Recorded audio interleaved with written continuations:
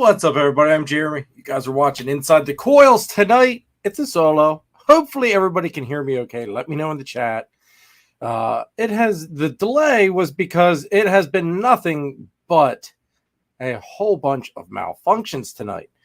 Apparently, this jalopy here, which allows me to run several different things off of the laptop, has quit working.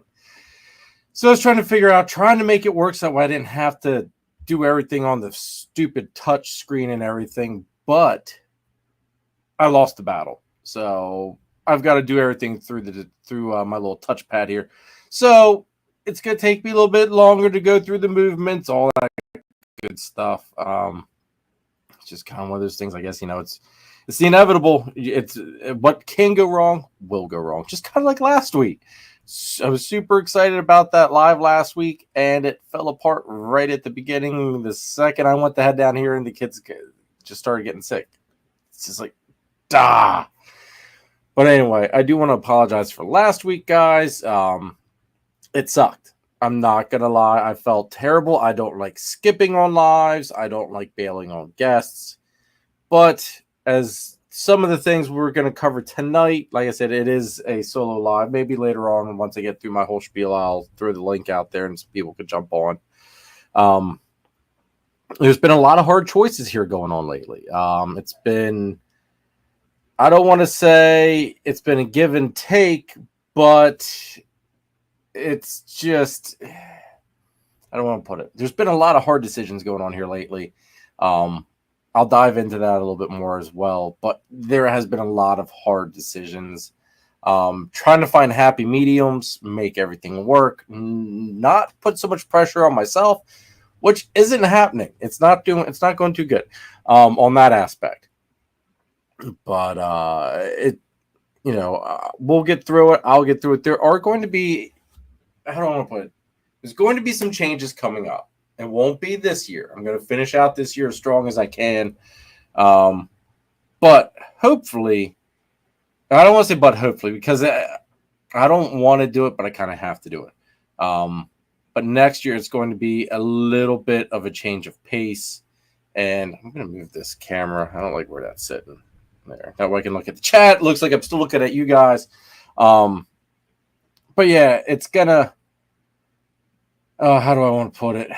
There's just some rough changes. I don't want to say rough, tough, hard decisions coming up for 2025.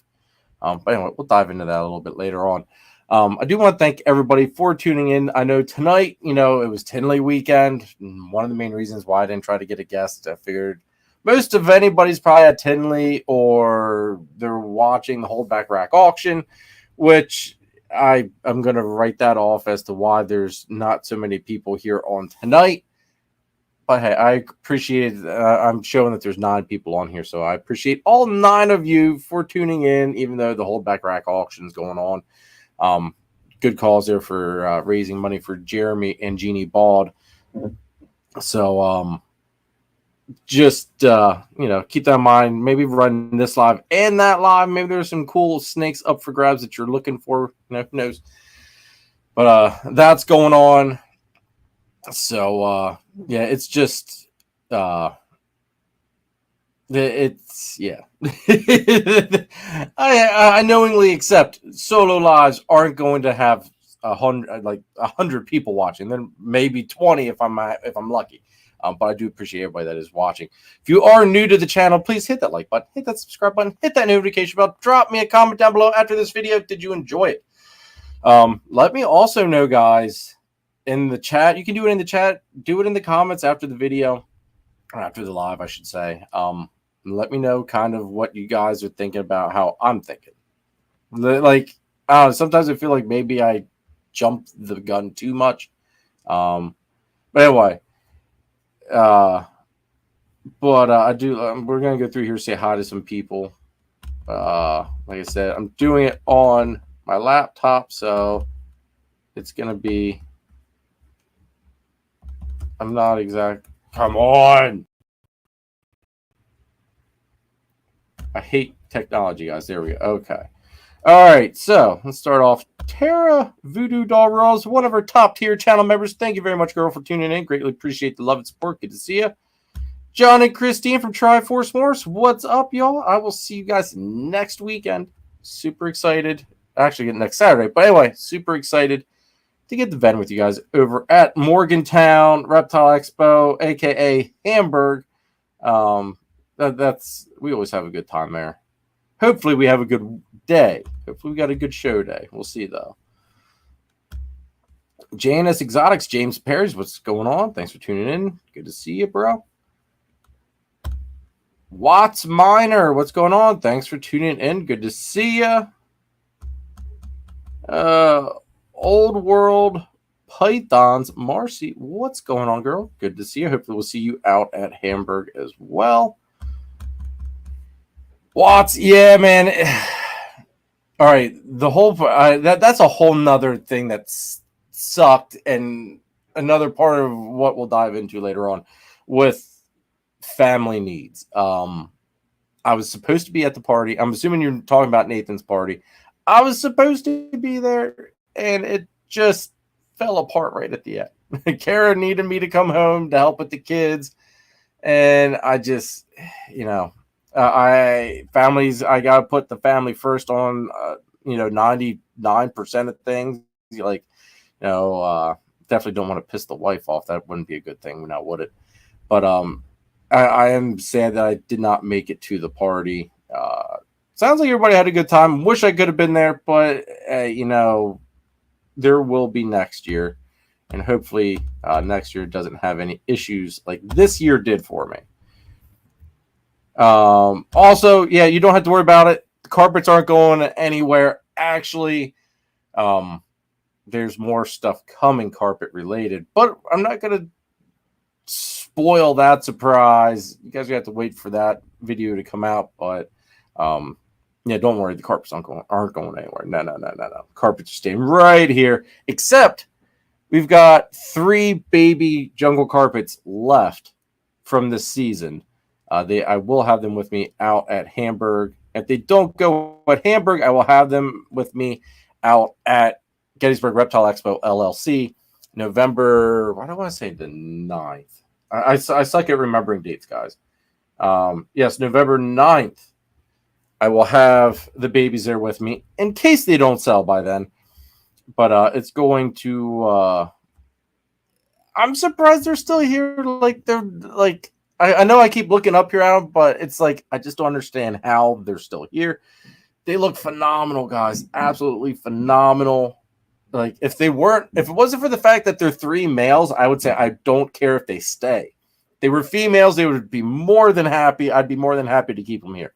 I don't need 3 more males though. I'm a little male heavy as it is. But anyway, thank you, Tara. Appreciate it, girl. Avelio, what's up, bro? Good to see you. Hopefully those babies that you got are doing good. Avelio got 2 carpets from me this year. He's getting male and female, and let me tell you guys, he got some stunners. Nathan, what's up, brother? Good to see you.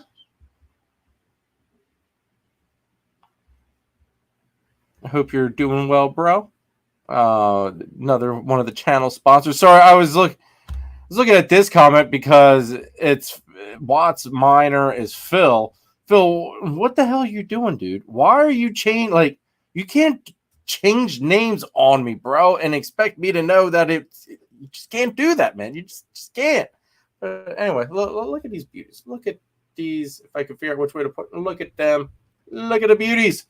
Anyway, hopefully we get the snake room expansion done. I got to make a phone call here to my brother-in-law to see when we can get this done. So that way you guys get a wall of carpets behind me, not just like a little corner over here, get a whole wall. Anyway, Phil, thank you for clarifying that it is you. Good to see you, bro. All right, Marcy says she'll be out at Hamburg. Awesome.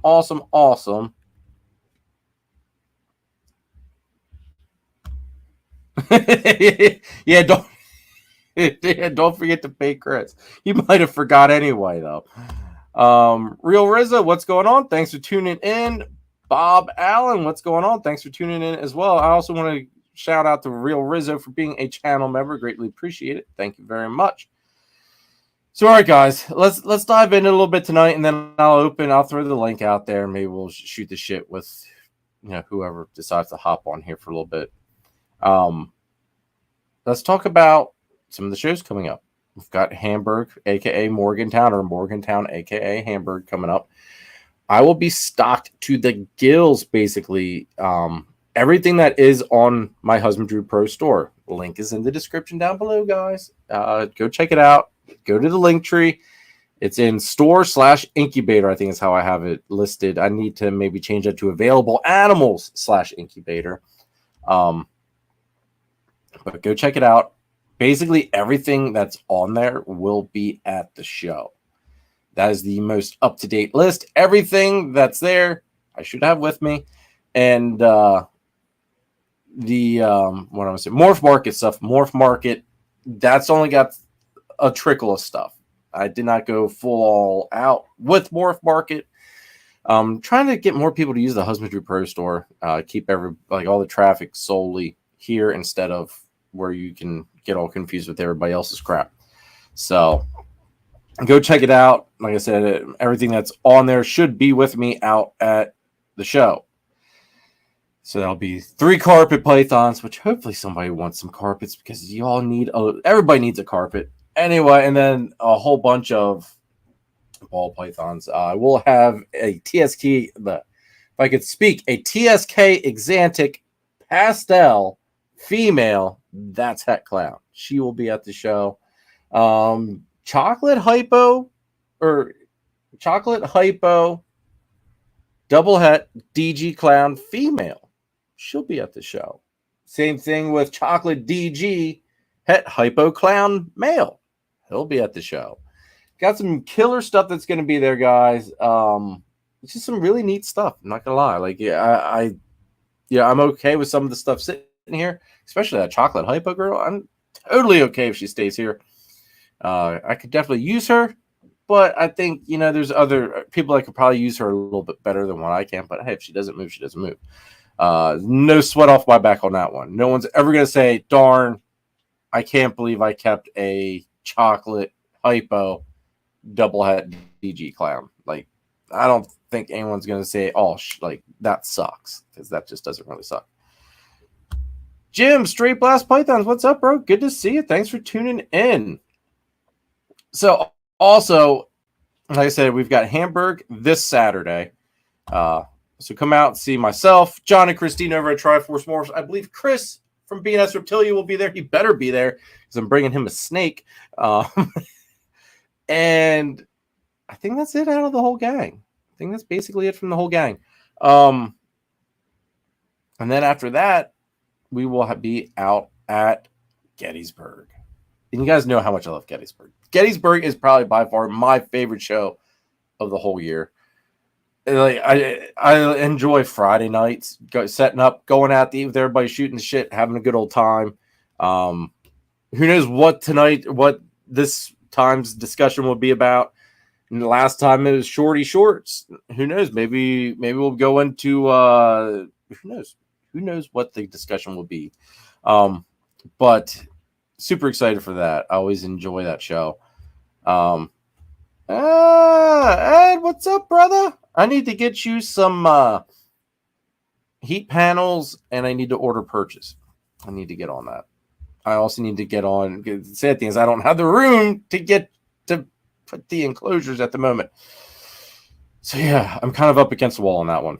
That part just really irks me. I don't want to say it irks me. It sucks though, because I'm kind of at that point now where I need the space, and I'm kind of up against the wall a little bit.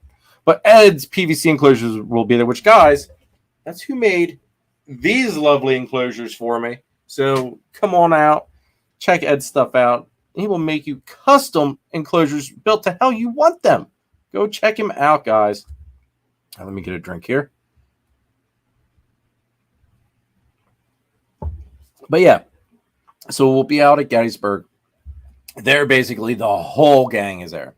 We got Nathan, John, and Christine, Danny, Everybody's there. That's probably like one of our biggest shows, just to everybody be there, have fun, give each other a whole bunch of shit. Always a good show.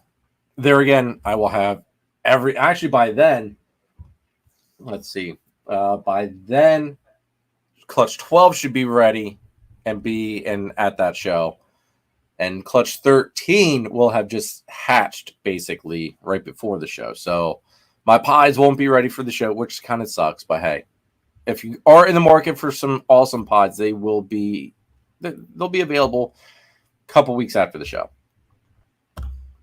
Eric, what's up? Thanks for tuning in. Yes, everybody, please smash that like button, hit that subscribe, and turn on those notifications. Let's see. The insurance company decides Scott's truck is totaled, so that means we are getting a new SUV. Well, that sucks, but at least you're getting a newer vehicle, Tara. That sucks you gotta spend the money, but at least you're hopefully getting something you guys are gonna like a little bit better. John and Christine say that they will be locked and loaded for the next two shows, as usual, though. As usual. I don't know if I've ever been at a show where they are lacking on the displays. Like, I think they've always got a jam-packed full display. Some killer freaking animals, guys. But yeah. So those are the next shows. Phil, yeah, that's right. Phil's going to be there. He better be there anyway. Normally is. Poor Phil, though, he doesn't get to hang out. He's never set up close to us, which sucks.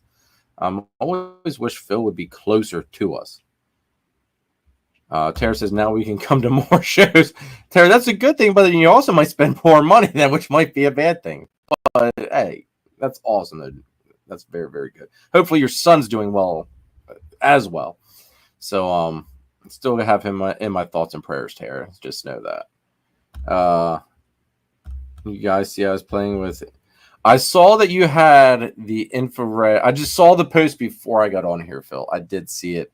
I didn't get to look beyond the little picture of your device, though. So let's go ahead and throw up a channel sponsor here first, guys, and then we'll keep on diving into tonight.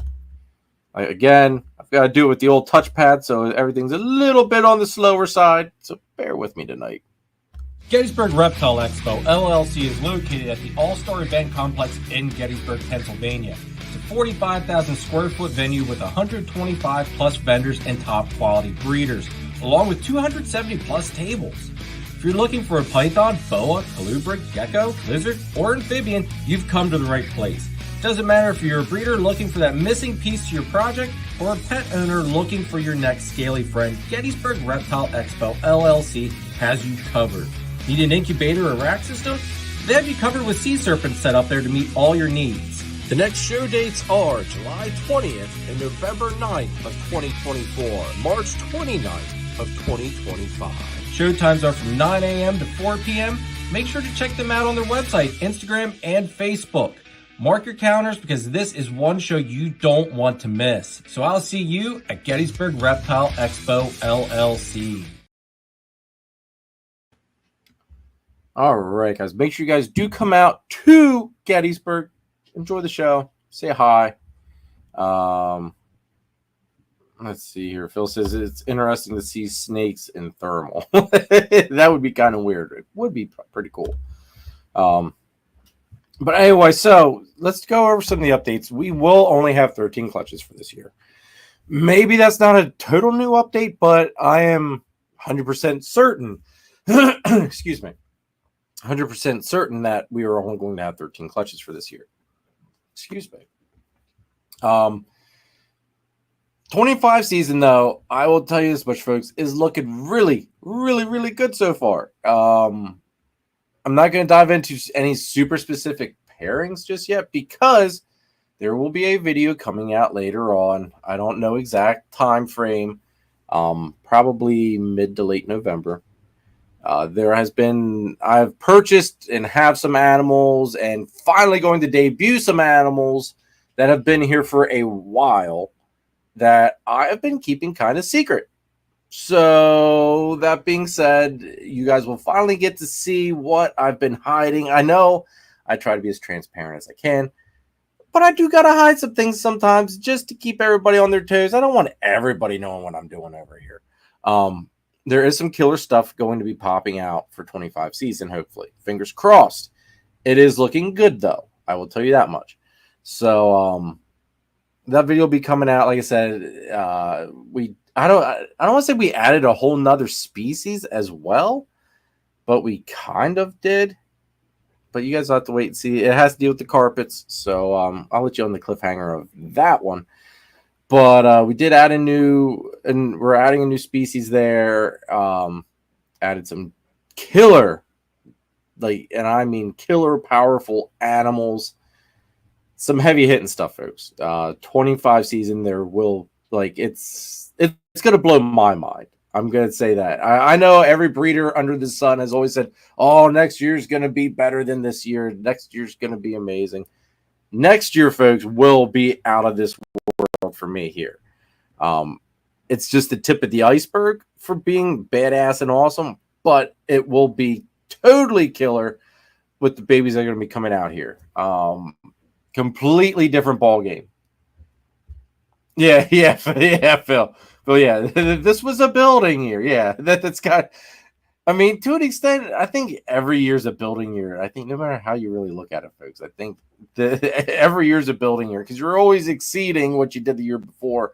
That's what the holdbacks are. That's that. The holdbacks are just building. Your projects. Next is a hard hitting season. Yes.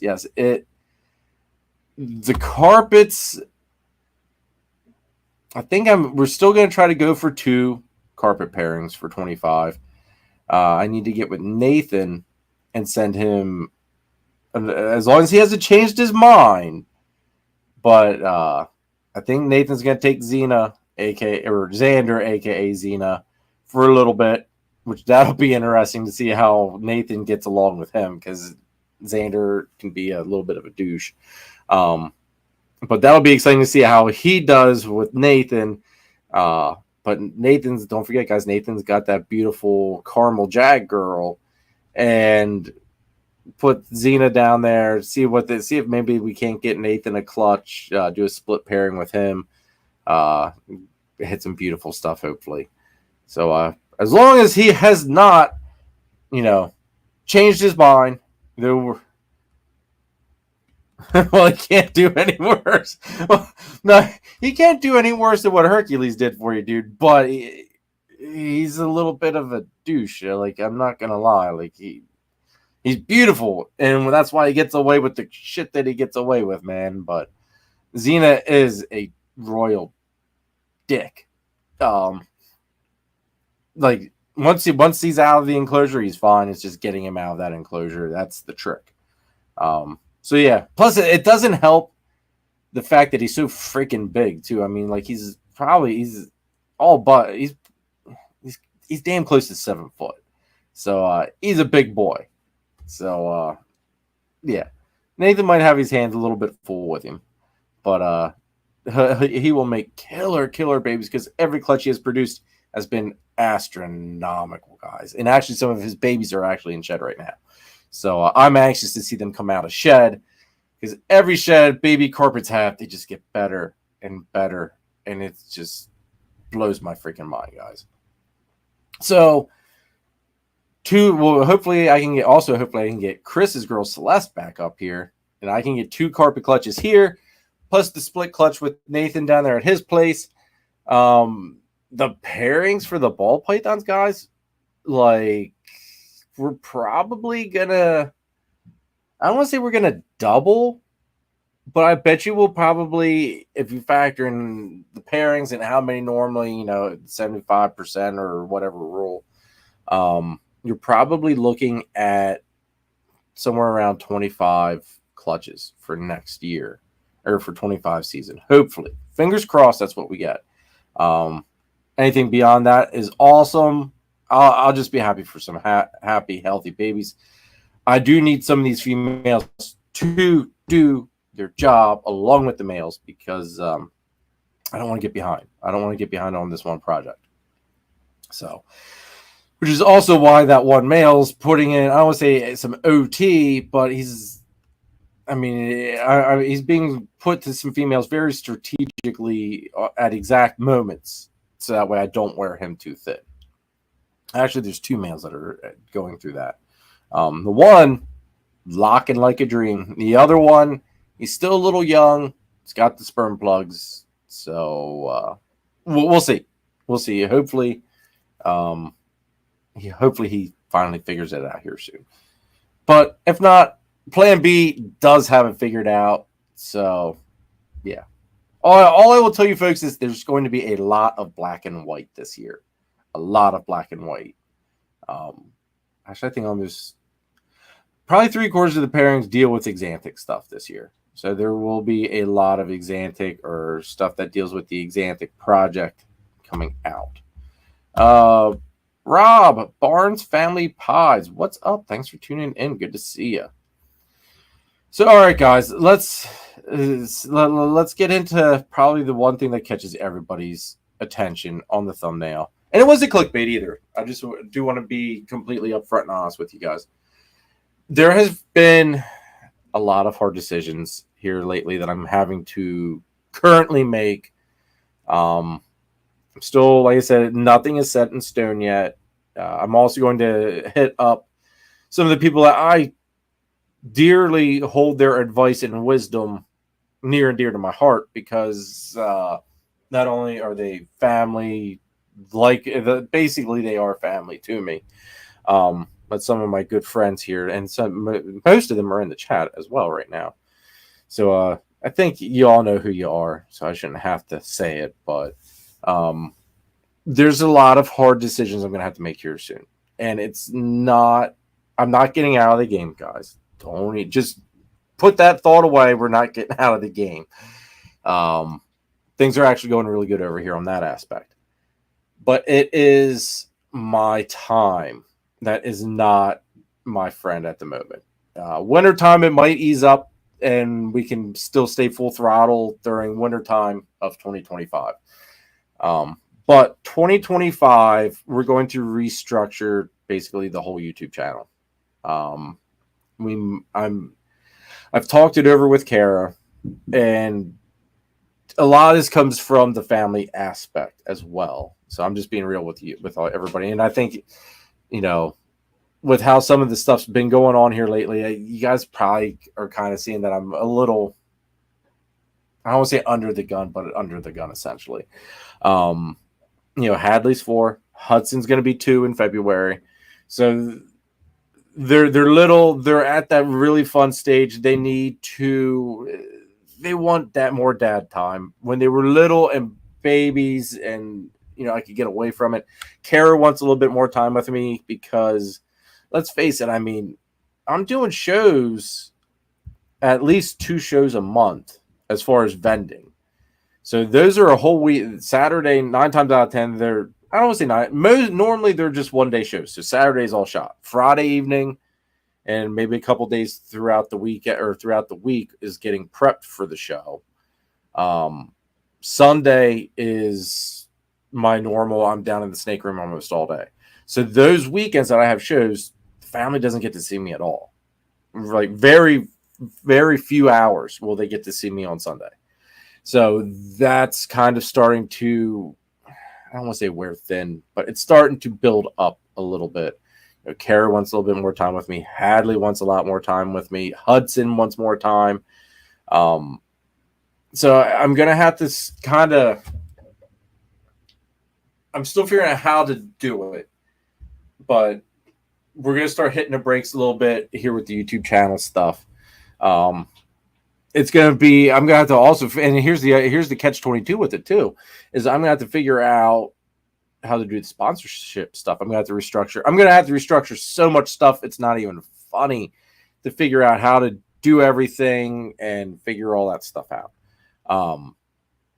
But I got, it's like, I've got to put the family, I've got to make sure things are good here at home so that way I can keep doing everything else.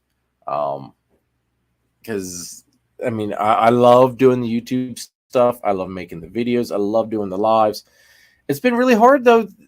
You would think, hey, it's sending out a couple messages, getting asking Joe Schmo breeder to come on and, you know, hang out, but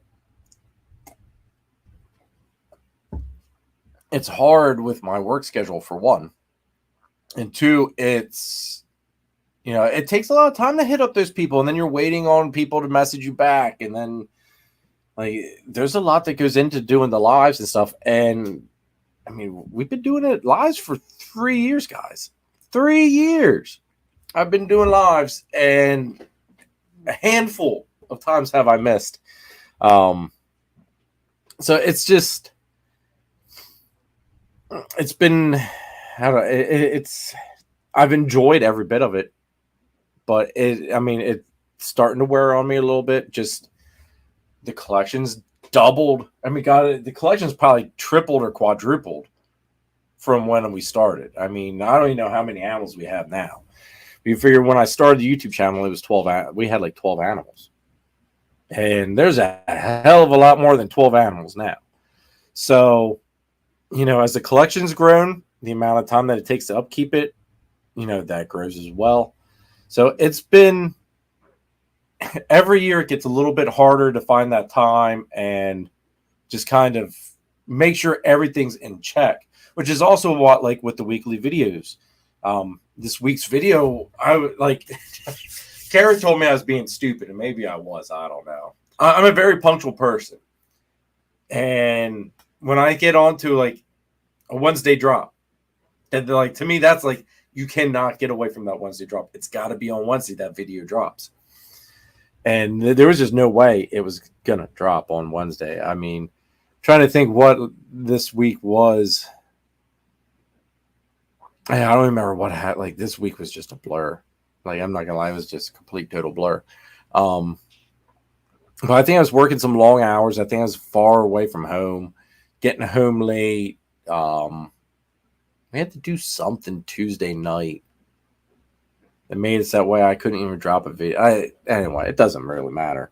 But it, like, even like with the weekly videos, it's harder for me to balance everything and get those weekly videos out as well. So the one thing that I'm thinking about, and let me know in the chat, guys, what you guys think. I mean, let me know, am I being just a selfish jackass and like I need to suck it up and do it, which I know a few of my friends are going to tell me to suck it up and just keep going. But I know deep down inside that they're probably thinking, you know, I've had multiple people tell me already they don't know how I've been able to keep up with everything, juggle everything, and still just do it. I know that there is one person that I always wonder how in the hell he does it with everything that he does. And I just, man, I'll say it right now, Nathan. I like Nathan's one of those guys where like he's the one that gives me that pep that I need to keep doing this, because if Nathan can do it, I can freaking do it. And like I'm wearing myself out trying to remotely keep up with how hard Nathan hits it.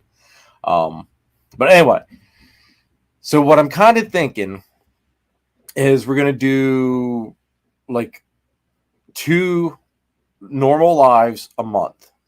This is my proposal of what I'm kind of tossing around. What Kara wanted me to do was not even like this generous. Like Kara is just like hard cutting you all off from me. But anyway, my thought was do 2 lives a month. There's my buddy Nathan. I knew you'd say that, brother. 2 lives a month. One, which would then allow me, because here's the other thing, I've been really lacking on the member lives as well, just because of just time and family. It's like I said, folks, it's been really dragging me down. So which would then allow me to bump the member live into one of those weekend slots, and or just kind of free me up a little bit. And then with the weekly videos, turn that, I don't want like, no, there's not a new edition on the way, Christine. That's got to be Christine saying that one. No, there's no new edition on the way, at least not that I'm aware of. No, it's just solely trying to make just a little bit more time for the kids. Hadley lets me know a lot of times that she, wants daddy around a lot more. Hudson is getting to that stage where, he's letting you know that he wants you around a little bit more. Kara obviously lets me know she wants me around a little bit more. A few more weeks, you will know. Yes. I think we're good, though, guys. I think we're good. Anyway, y'all are terrible. I think what we'll do with the weekly videos is they're not going to be solely every week you're going to get a video. It's going to be more, I don't want to say, it's going to be a little bit more sporadic. There might be 1 week you might get a video 2 weeks in a row, and then you might miss a week, and then you might get 2 more weeks. It'll be jumbled around a little bit here. Nathan, you all right, dude? I do enjoy the tough love. It just, there is I feel like I'm making up freaking excuses. I'm not gonna lie, guys.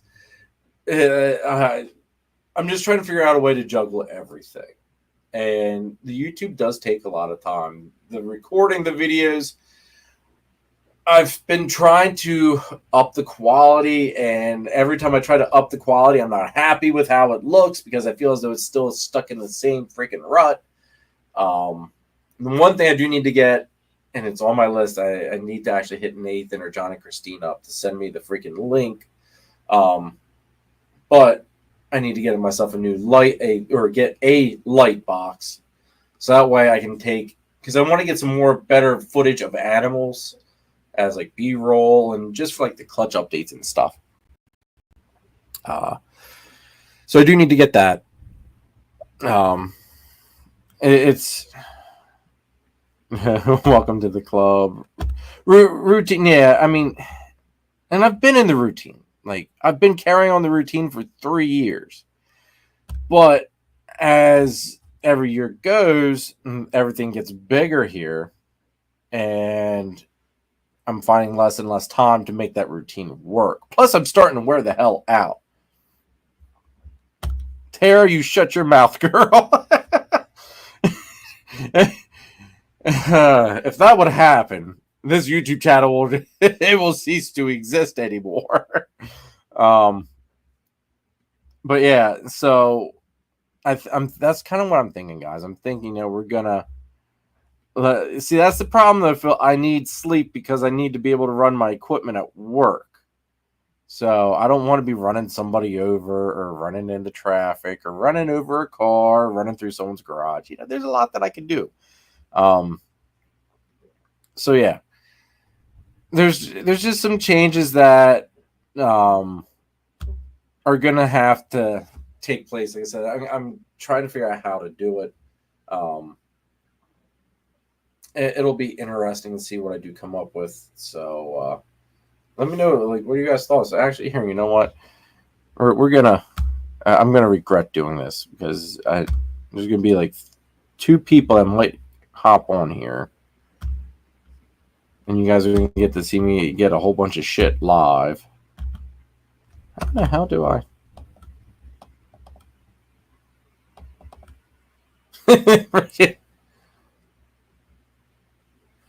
Oh man, how in the hell? How do? All right, I'm so used to control. Oh. No, that's not what I wanted to do.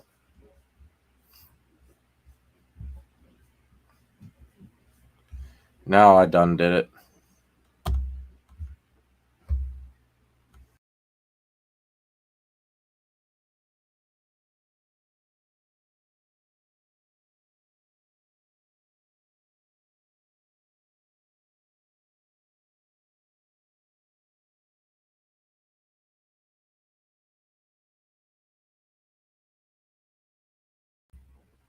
All right, now we're back. Okay, I'm trying. How in the hell do you? All right, this is killing me not having a. Next time on Warfel's Live, Jimmy finds out he has a new addition to the family. Stay tuned, freaking. You guys are terrible. I'm trying to figure out how in the hell I can.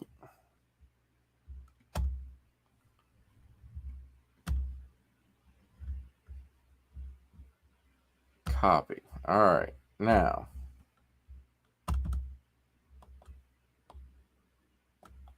How do I? Oh, there we go.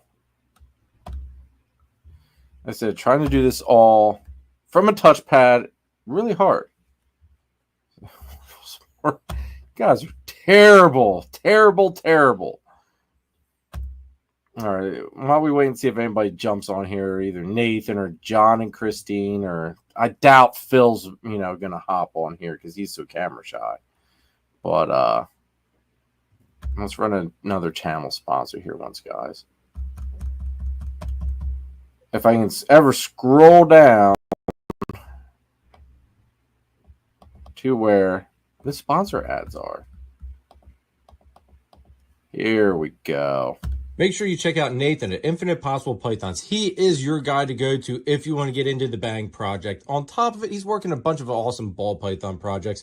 Kahua geckos, Leachianus geckos, crested geckos, some scaleless corn snakes, and he is your one-stop shop for all your branding needs. So check him out. Check out Chris Shelley over at S Reptilia if you need a high-end ball python, blood python, locality boa, or colubrid. He's also Pennsylvania's distributor of Coco to Go and the Chipper, and he can also hook you up with some rats. So make sure you guys check out Chris over at S Reptilia. Tara, that's bad.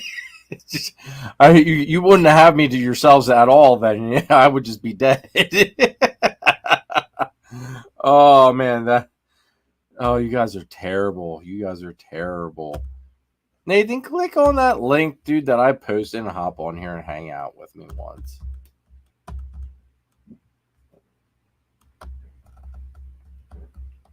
Or John, Christine, y'all need to come. Somebody hop on here with me, hang out for a little bit. You're right, Phil. This is as ruthless as our chat. You're right. Only this is live for the whole world to see. Our chat, no one in the world should see.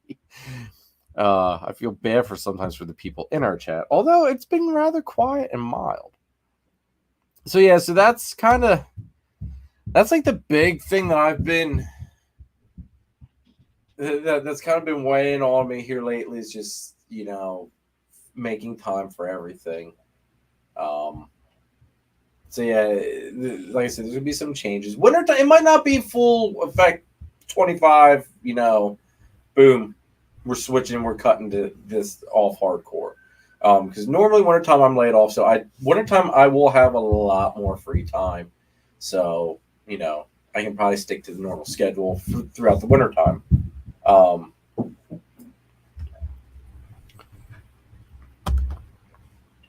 Alfonso, what's up? Thanks for tuning in. Tercy, aren't you glad I'm not in there? It would be so. Excuse me.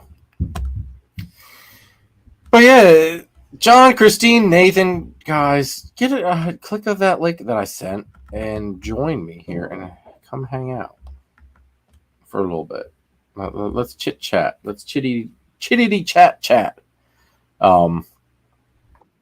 Oh, here we go. All right. Look out, y'all. What the hell did I do? Why did I send this chat? You knew better to send it to me. Jesus Christ. Now your shit's just going to go off the rails. Turn your freaking phone around. Oh, whatever, man. Oh, now we lost John. Hell, you ask him to do one thing and he freaking screws something up. He's as bad as me, guys. Nathan, you need to get on here too, dude. We actually need to get Nathan on here in general one of these days. Nathan's too good to show his face anymore, live or at a show. Nathan's busy. He's banging the world one customer at a time, buddy.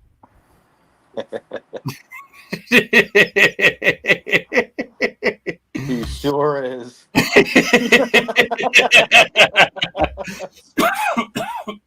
Oh God.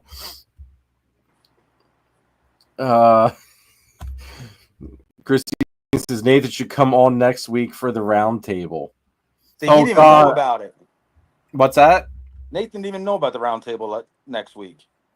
Nathan, we do want you to come on, dude. No, I know because here's the thing. I figured Nathan won. I want to get Nathan one-on-one. And if it's hard enough to make him have time for me anymore, because I'm a little low life person anymore. Mere peon. Oh shit. But I figured get like you guys, and that's another thing, folks. Next week is a round table. It's gonna be a pretty cool one too. We've got John and Christine. We've got Chris from BNS, Adrian from Adrian's Captive Creations, and myself. We're all working. I want to say specializing in one special thing solely. John and Christine have the balls. We're taking me as far as with the carpet stuff. Adrian does hog nose, and Chris does a whole bunch of other, like, just everything. So he's a kind of that wild card there. But it's kind of go over, compare what we've seen at shows, what's been working as far as selling different things, what's been hurting, what hasn't been hurting, that type of stuff. Nate says, "Here comes the bullshit." I was on the phone with Nate for like an hour right before this, so Okay. he heard enough of me tonight, I'm sure. Oh God. So John, what do you think about my idea here, man? What do you think? You want my idea about you freaking cutting back on YouTube? Yeah. Like, am I being stupid? Or am I being realistic? Absolutely terrible idea. YouTube's what's got you here. It has. I'm not saying different format, different kind of things, but you got to remember your face is out there every Sunday for what, 3 years now, 2.5 years. What, like, you got somewhat of a following. You end up getting like almost 4,000 subscribers at this point. I mean, I think we're at like a little over 3,500, but yeah, it's just rounded up, say 4. We're close, 3,500, but people know you from YouTube, man, and people hate change. I will let you know that because I know that just from watching other YouTube channels. Okay. Not that it's going to fall off for you because, like I said, you do got a lot going on, but you're planning on actually making your company bigger, and like I said, and this is like part of your company. Like at this point, you are a YouTube guy. I don't know. Like I said, throw up, if you can do shorter videos, throw them out there a little bit more, maybe more, instead of worrying about 1 day a week or whatever, when the shit happens, just put it out there when you're done filming it. Instead of like waiting for something for 3-4 weeks, sometimes it becomes irrelevant by the time you won't even post it. True. Not that it ever becomes really irrelevant, but you know what I mean? Yeah, no. I'm following you. Like, you're not saying you need to do a Sunday night show for 3 hours every freaking week of the year for the rest of your life or anything, but maybe find a spot where you do an hour spotlight certain weeks, then do a 3-hour show, like a big, like once a month with a bigger breeder or a spotlight show. Get on, talk bullshit with everybody for an hour. It's kind of what you do now. Just shorten it maybe a little bit to give yourself a little more time. That you might be onto something. You might be onto something like that. And Nate, see, here comes the voice of freaking reason to back you up too. Yep. Yeah, that's exactly where I was going to go. This is your brain. How many times we talk about it? Like, you tell me, like, sometimes, like, the YouTube thing has helped you with certain people, certain customers come in. We've got customers from YouTube. Like, on top of what we do, like I said, you know me, I'm a bigger breeder for PA, but I'm kind of inverted too. Like, I'll come on here and bullshit because I'm comfortable, like, with you and talking. But I'm not like a big Facebook guy. Like, everybody's like, Johns, where's the clutches? Johns, where's the clutches? I'm like, yeah, there's 4 clutches out, man, but I got 8 snakes and more. I'm terrible at that part because I'm a very one-on-one kind of person. So at a show, that's why I'm in my comfort zone. Like, You can hold it. You can see it. I could tell you about it. I could tell you why there's 18 different weird genes in this damn animal without, and that's hard to like put in a description. Yeah. So, yeah, like I said, your YouTube thing, it's been kicking ass for you as far as I've seen. I mean, it has, and see, this is also why I wanted to bounce ideas off of everybody, and like you, Nathan, like people that I know that are like family to me that won't steer me in the wrong way, but also give me ways to, I don't want to say manipulate it, work it in my favor to where everything still works. One thing I'll tell you got to be careful of, and we're up against this every year. It's burnout. Yeah. Like and that's one thing that I'm afraid of. I burn out this time of year. Like everybody notices it. Everybody's like, oh shit. Because when these racks are filling up, like as much as I love seeing everything, making everything, doing what we do, the food bills get high. If you're not selling like quick, it can get very stressful. The bins start filling up. And like I said, if you got to be careful with that too. If like you've been doing it the way you've been doing for so long, just be careful how much you put on your plate. Because like I said, family does happen, sickness happens, kids get sick. And if you got all that going on and a YouTube thing like you have been, I think what you start developing is like a burnout. Yeah. Oh, and I will tell you firsthand, there have been days where I'm just like, God, I don't feel like doing a video. Or Sunday comes around, I just like, did a show Saturday. Yep. And Kara always yells at me. She goes, why in the hell are you doing a damn show on Sunday after you were just vending all day and you've been in the snake room all day? It's just like, I know. It's like, there is days where you just don't really feel like doing it because your heart's just not into it, because really all you want to do is you just want to crash. Oh, I totally get it. But then here's the back end of it though too. I come on here, and there's been nights where I told myself you're gonna do an hour live, and this is what like when you said about shortening it up into doing like just an hour and then maybe a 3-hour one another time. Yeah, I'm thinking it's like, you know what? Say, how many times have I told myself I'm gonna do an hour live? And next thing I know, it's been 3 hours anyway. I do get it. I do understand what you're talking about, because like I said, you do get going, and like I said, this is part of your life. Once you become a snake breeder, especially on the level you're doing it now, once you start going over 20 clutches and you're in the community and you're doing shows at least once a month and sometimes twice a month for an entire year, it becomes part of your life. Like it does. Breathe this, right? Like it does take your toll on you. It 100% does. Like these guys need to be cared for. They need to be clean. Nobody sees that part. Yeah. And that's hours and hours and hours. All they see is the camera like on you for 3 hours. They don't see the freaking 16 hours you spent moving racks around, getting pairings ready, blah, blah, blah. All the backdoor scene, and then all the talk behind the scenes stuff that like never even makes a camera. Yeah. Like I said, Nathan and I have thousands of hours in conversations just about snakes in general. Future, what are we doing? All kinds of stuff. Like nobody sees that kind of stuff. And like that's a lot of the stuff too, where it's work, but it's not work. No, like being on the phone with you and Christine or Nathan or anybody from the gang, like it's work, but it's not, because I enjoy it, and it's just bullshitting, and it's just. But I tell you what, who don't see it that way? Your wife. Oh yeah. That's what I mean. Like you have a balance. Like I got lucky with Christina. She is full time with me. It's me and her against the world with this shit. So I do luck out there. Even if we look at each other and be like, we're just burnt out together. I'm like, let's go watch TV, but we can't. I got baby racks behind me that need to be cleaned because I got the next racks to do. Like we have a whole system. By the time, like I said, she's going into bed, eyeballs falling out, because she does get up at crack has the dawn with the cats and the dogs. She does do that.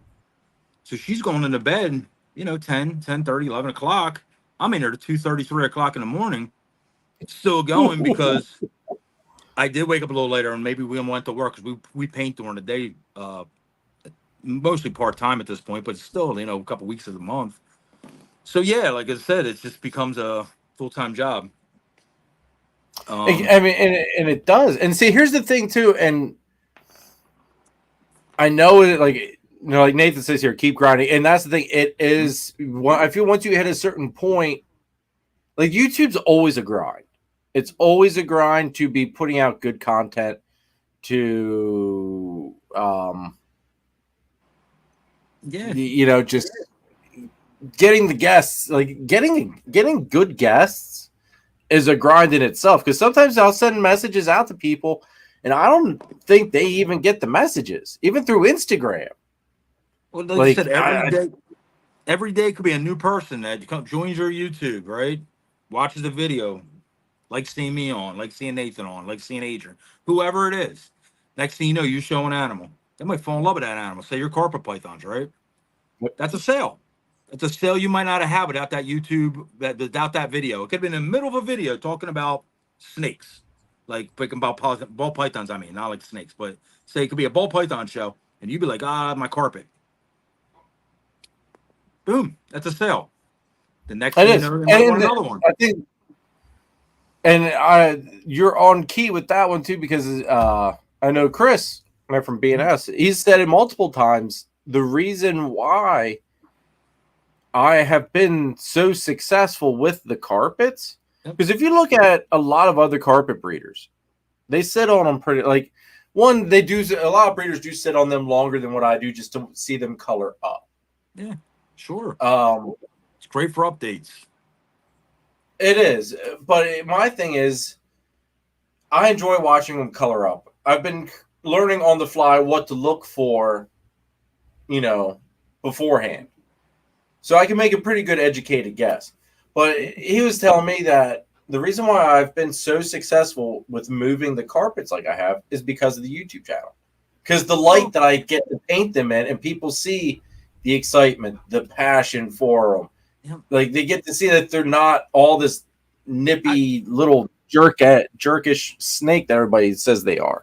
I think it comes down to two, like, you're the guy doing it, like you're the guy behind the camera just putting on the show every week.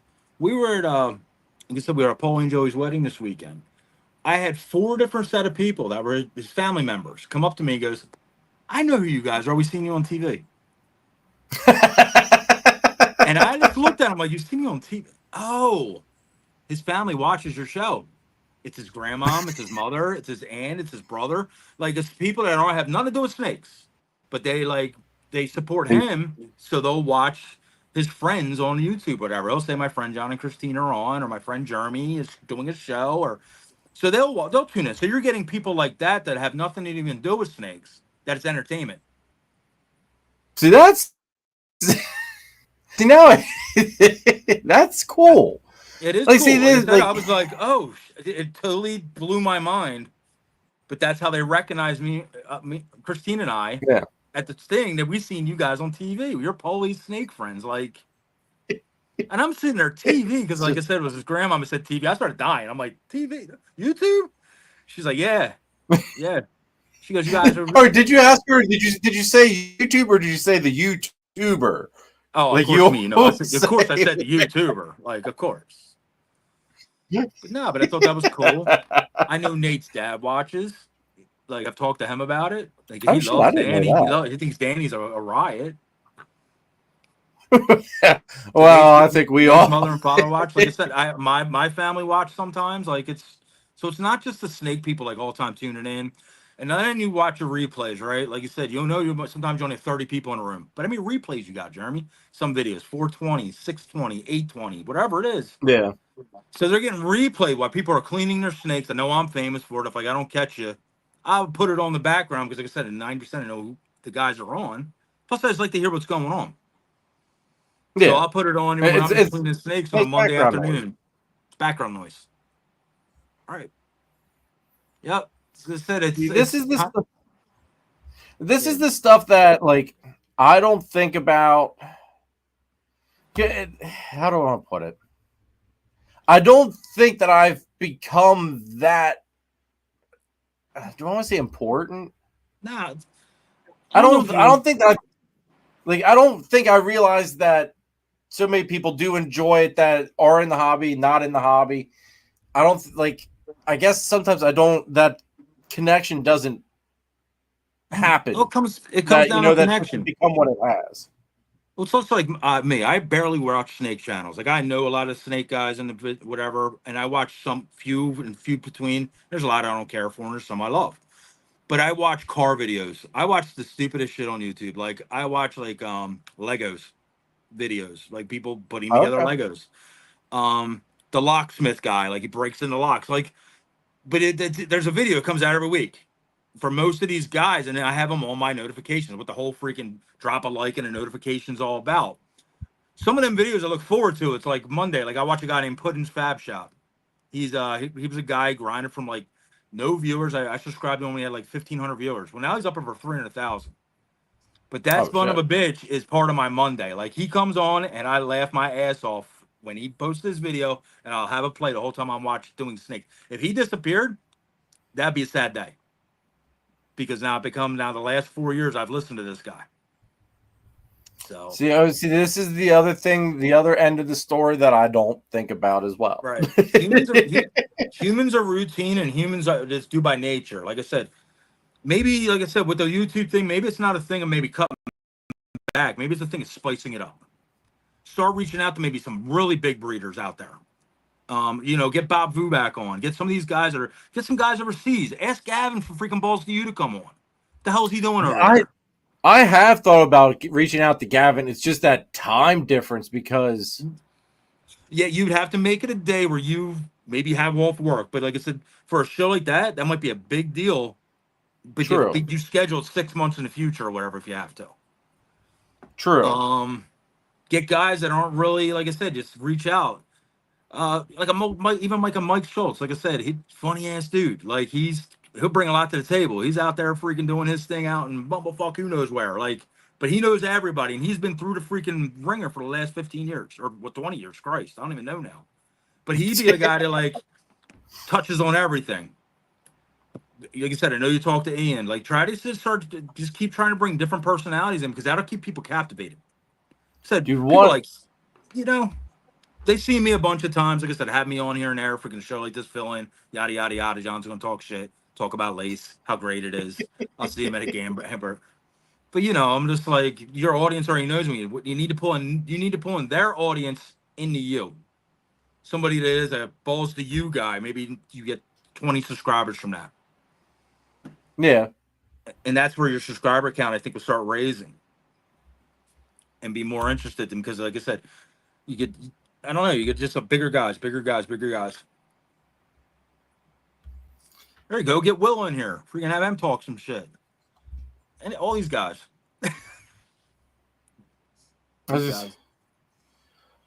See, that's the thing too. Like, I think there's a lot of people that I overlook too. Yeah. I don't like. How do I even put it? I think you're onto something though. With the whole very family oriented is what I think. I think you are. Don't go outside your box much because you're comfortable. Well, no, I am a dude. Like you said, people are a creature of habit, and I don't go outside the box a whole lot because as long as I'm in my comfort zone, I feel as though I can perform well. So when I get outside that comfort zone, then I'm afraid I'm going to start screwing shit up or whatever. Like things will just kind of go downhill. Kind of like tonight with my mouse not working right now. I'm doing everything on a freaking touchpad on a laptop. Sucks. I could sit here and talk to you all night and just gift the gab of bullshit. But you know what I'm not good at? Organization. I'm not good at questionnaires. Making your protocol of your show. You're good at that. Like you have a questionnaire, like kind of topics. As soon as I would hit a brain like mine, I'd be like, yeah, fuck this. I don't want to do this. Like that's whatever. I'm the kind of guy that like wants to, I want to go out to freaking go to a restaurant to go eat, but I don't want to get dressed and leave the house. But as soon as I'm there, I'm happy. But getting me there is like pulling teeth. That's my personality. So that's why I would never be a real good YouTube host personality, because it's basically I'll just look at Christian, but I don't feel like fucking doing it today, and that's not. But you know what? Though? I don't think you realize how good you are on YouTube, though. I could talk, and that your personality is something that would draw people to watch you. But you know me well enough by now, just like Nate knows me.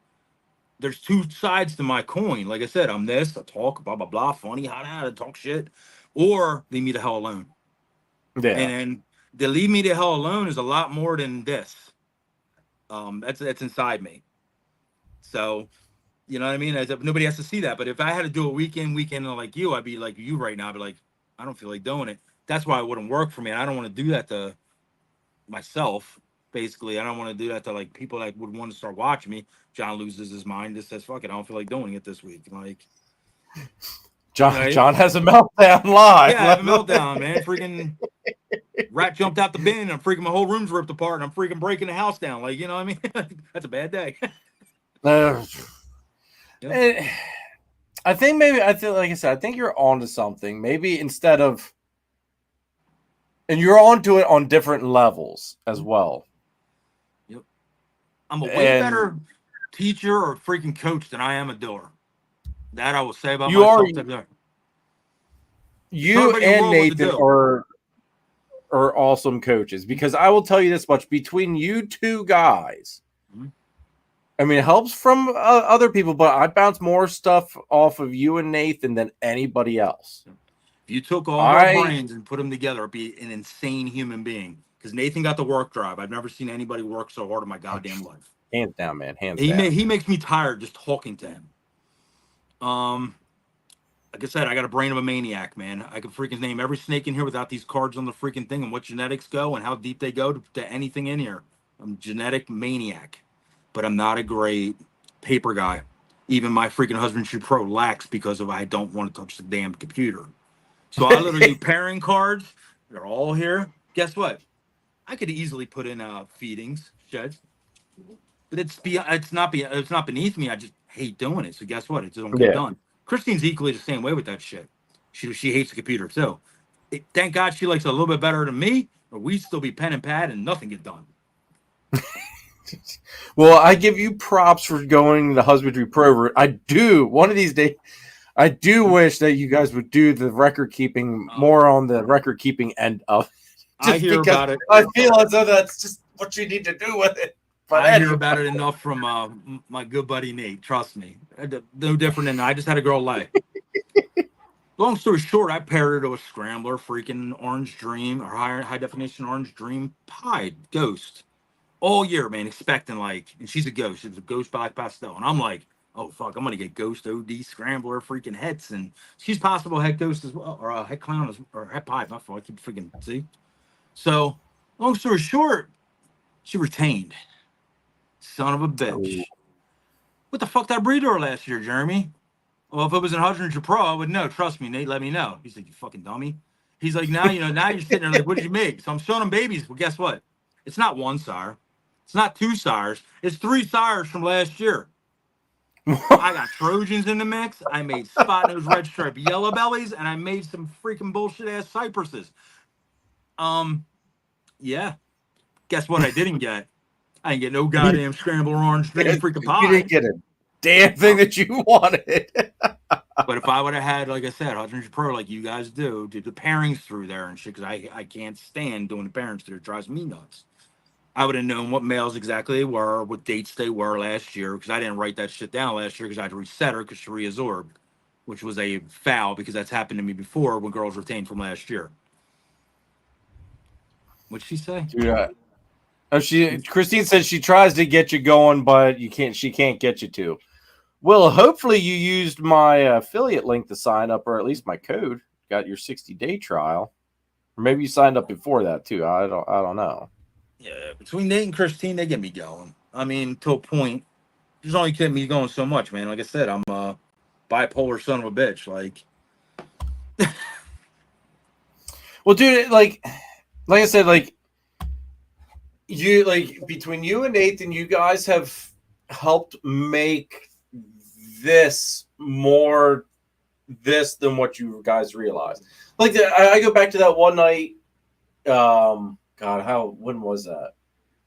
It was after setup for Gettysburg. Okay. And we were sitting there and we were like, it was just a down to earth, real conversation of focusing and moving shit out of the collection that isn't doing any freaking good. Right.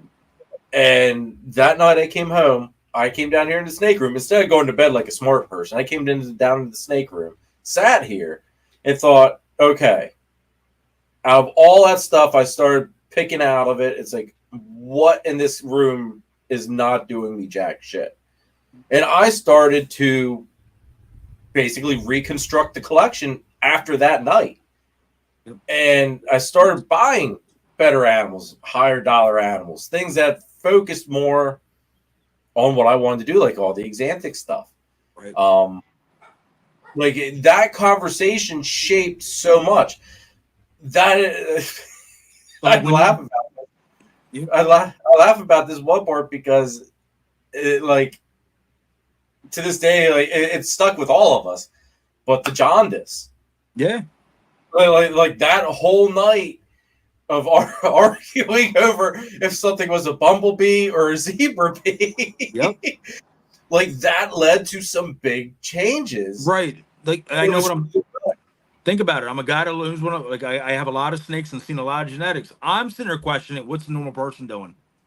Yeah, That's how I look at it. Like if I'm sitting there questioning something, what is the guy that has no idea what bumblebee even means? Looking at that snake, thinking, and he looks down at the price tag and it's 1,200, and the other one says 2, and he's going, I'm going with the 2, because he's not seeing the big difference. Well, a guy like you said, you're building yourself up. You're trying to do whatever. We're all on different levels, every single one of us. My trash is somebody else's treasure, just like Bob Vu's trash is my freaking gold. You know what I mean? Like, yep. We all have stages in here. Like, people don't want to just jump into this. That's another thing people like misconstrue. Well, if John and Christine like this one, maybe I should buy this one, but they can't really afford to even get into it, or don't have the other side. That's another big thing people don't really think about. They can love a gene all they want, but if you don't have the other side to it, you probably need to reconstruct how you're going to introduce that gene into your collection. So I'm going like crazy off topic, like, because there's so much information I'm trying to like cram into one little speech, but we all on different levels. And I tell people all the time, like, well, they're like, well, I feel like I'm cheap if I bought a $150 animal off you. And I go, doesn't fit. What are you doing? And then, like I said, some people don't even know what they're doing, but say they want to do something. I'm like, well, that was the perfect animal for you. You didn't need to spend $1,250. You didn't need to spend $3,000. That snake was the snake you needed to get there, because maybe you're not me, who've been doing for 10 years and have like kind of a base of people who know me. You need to get your name out there. So you definitely don't want to be hitting the freaking ground running at $3,000 animals, because guess what? They're going to be hard as hell to sell. They're hard as hell for me to sell. They're hard as hell for freaking Bob Vu to sell. They're even hard for freaking Kaboka to sell. They're not just, they have a following.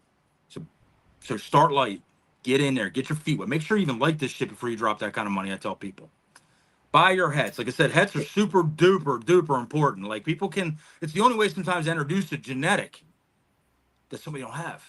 Like, some people's like, well, I'm just gonna wait for the visual. I'm like, good luck, man. That visual ain't getting made for 2 more years. Like, somebody to say, somebody wanted into the bang gene. Well, I'll just wait for a visual. Well, good freaking luck, because they're not gonna be released to 2026, 2027. And I said, and then the price tag is going to be quadruple what the freaking head is, because that's how genetics work when they're new. I've had more people say that to me. Like, when are you going to make a bang clown for me to get? Bro, you got 20 grand? Oh, what'd you think? What do you think I was going to say to you? Yeah. You think it was going to be freaking $300? I mean, they have no idea though. Well, I was gonna say, and that's the thing. Like, there's a, like, with some of the stuff that's gonna be coming out here, like, you know, some of the bang stuff here. Yep, you got to be prepared. The stuff's not going to be leaving. Well, like, you're, and the very few that leave aren't going to be cheap because of what's going to be tied to them. Yep, you're going to have to hold animals back just because. You can't just let the stuff go run into the wild, because it's not out there. Like I said, we're talking about a big time gene like bang, but just say high orange dream, right? And then there's a regular orange dream sitting next to it, and the price difference is $300. And they come up to me and they tell me they're colorblind. No knock on you. Guess what? buy the cheaper animal, man, because you can't even see. Listen to this man. He's speaking wisely right now. Or then I look at him like straight up. Like, you plan on doing high? You going to plan on doing super high orange dream? Or what do you plan on putting to after that? Are you going Exanthics? Well, then maybe you want high orange dream. It's gonna be a cleaner animal. Maybe if you're putting fire into it, maybe you want it to be whatever. But if you're doing something like, you're just like, I just want orange dream because somebody told me it was cool. Well, you got to learn about genetics. Buy the cheap one first. Make sure you like it. Rock on. So, yeah, man. Like I said, we talk about that kind of shit all freaking night. Like I said, I think the problem with 90% of people out there is they just don't know what the hell they want or really know where their entry level is. You always got to remember, like a budget. Like if the snake costs 200, that snake's gonna cost you $1,000 when you get it, right? Racking, Yeah. thermostat, electric, food, time, bedding, water dishes, whatever, and your time mostly. So that's Time's the $1,000. big thing. Time's the Time's a big big thing. thing. Yeah. So if you do now, I got 2. Now I got 6. Now I got 15. Now I got 34. Now I got. Guess what? Keep taking that times and times it. Times. Times Yep. with the freaking Browns. Didn't time. Yeah, we were 10-10 for a Oh, while. Eagles won. Coming here talking about some crazy shit. Is that Lex? Yeah, she's like, the Eagles were tied with the Browns there for a while. I know you don't care about football, but I was like, what the hell? Hi. Hey, Lex. How are you? I'm peachy, Lex. I'm peachy. PG-13. John's giving me a life lesson tonight. Oh, John's good for those. Oh, man. He is good for those. But nah, bro, we watched you grow, like I said, when I first met you to where you are today. Look how far it's come. True. Look behind you in your racks. Did you have shit in your racks that you never dreamed of? I'm only saying that because I'm the same way. I never in the world thought I'd be working with some of the shit I make today. I never in the world thought I'd be making world first this or world first that. And it happens. And it's like, I look at Christine sometimes like, this is for real. Like, we started with a pinstripe and a spider. They were both males, dude. I didn't know what I was going to do with them both, but I bought them. I didn't even know nothing to breed them to. I had them in one tank together. I was like, oh, aren't they cute together? Yeah, dude. Like, everybody comes in just not knowing. To the point, like I said, we did, I did, and everything we did, we fucked up. Everything down to incubation, down to racks too warm, down to racks too cold, down to just rack sock, didn't even open. You know, we used plywood and shit. We didn't know. And like I said, every year we just got better and better. And the mistakes were learned. The mistakes were learned. And if you don't fix your mistakes, then I don't know what to tell anybody. But every mistake that happened, I fixed it. I fixed it. To the point now I can tell people from A to Z how to breed a ball python. Like that. To the super duper simplest freaking format. But it took me a decade to do it. Well, you also came up doing it when people weren't so upfront and honest about helping you either. Think about you had to literally learn the hard way. Well, think about how close that is, Jeremy. It's only a decade. We've been doing 12 years, but it's a decade. Think about how fast this hobby moves. Think about 3 years ago. Do you feel like you've known me for 3 years? It came 3 years already? Because I sure as hell don't. Dude, I don't know where the time went. No, I'll be honest with you. It does not feel like 3 years. You were 100% correct. You go back 5 years, 2019, 2020, there was barely any banners at the show. Everybody was using freaking the most cheap. I watched people use plastic tablecloths, bro, down to no tablecloths. They just had bins thrown out on their tables, the dirtiest, nastiest, shit-soaked freaking bins with snakes in them that they had to pop open to show people what was even in them. Like, holy shit. I started out with... It has come a long way. I started out with displays that were used. They had cracks in them.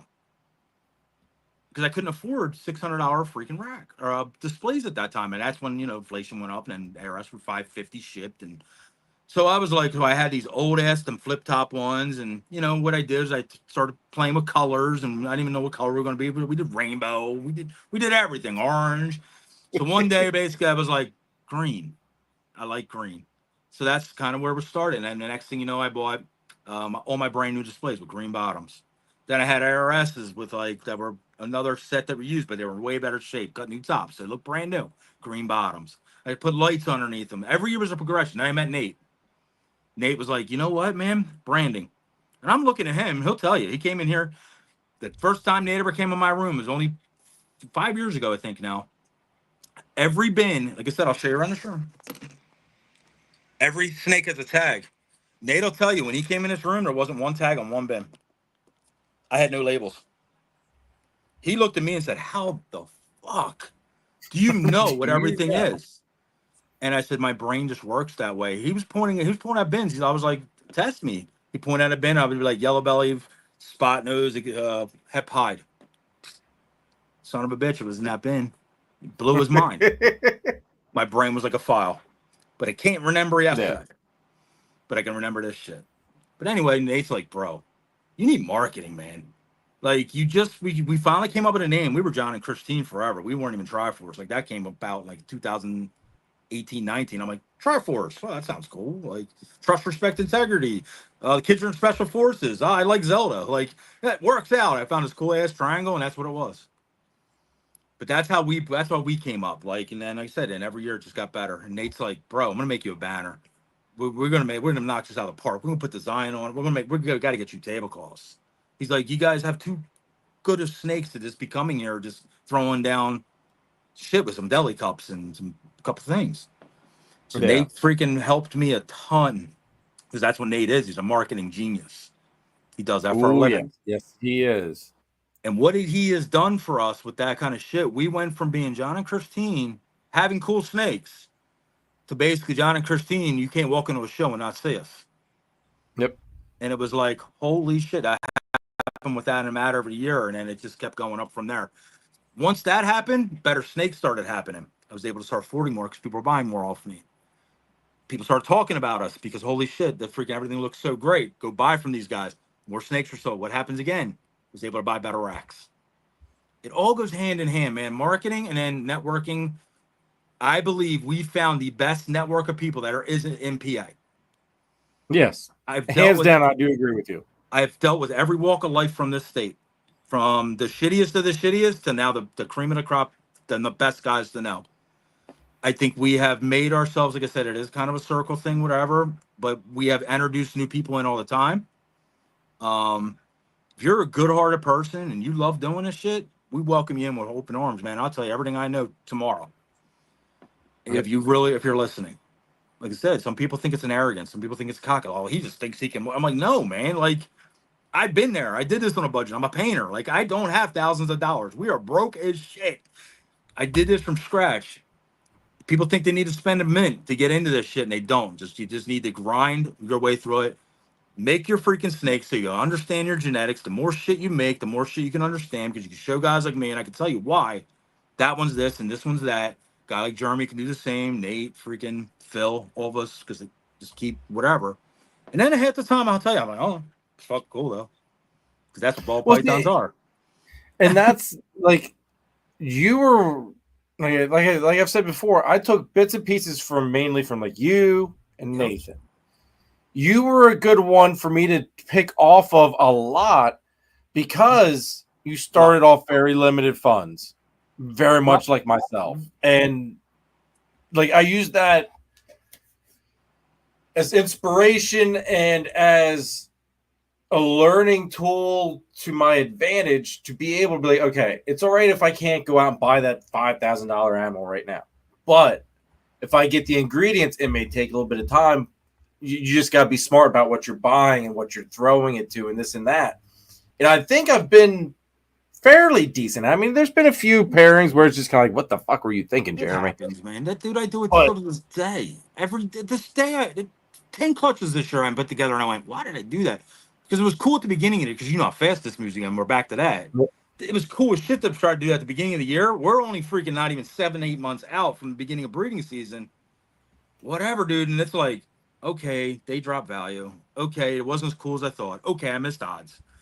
So you got to pull yourself. Odds is my kryptonite. Missing the odds is always going to be everybody's kryptonite. A lot of people think you just buy this and you buy that and you're making this. You know how many people out there think that you buy a pod and it makes pods? Like, you have to teach them people because they don't know. They're like, I bought a pod. I've had people send me clutches like, why didn't I get a pod? You sold me a pod. I'm like, bro, it was a visual pod. What'd you put to it? Well, I put this to it. Why aren't there pods? Your freaking snake's broke. I'm like, my snake's broke. It's a visual pod. So basically, I have to like tone myself back to be like, all right, let's not call this guy a freaking dumbass. Let me teach him what het means. And that takes a lot of control for a guy like me. There's messages I'll read. And that goes for anybody that does know me. If you are watching, I'll read. If I don't get right back to you, I'm thinking about what I'm going to say because I don't want to sound like a dumbass because I get told all the time I say shit mean.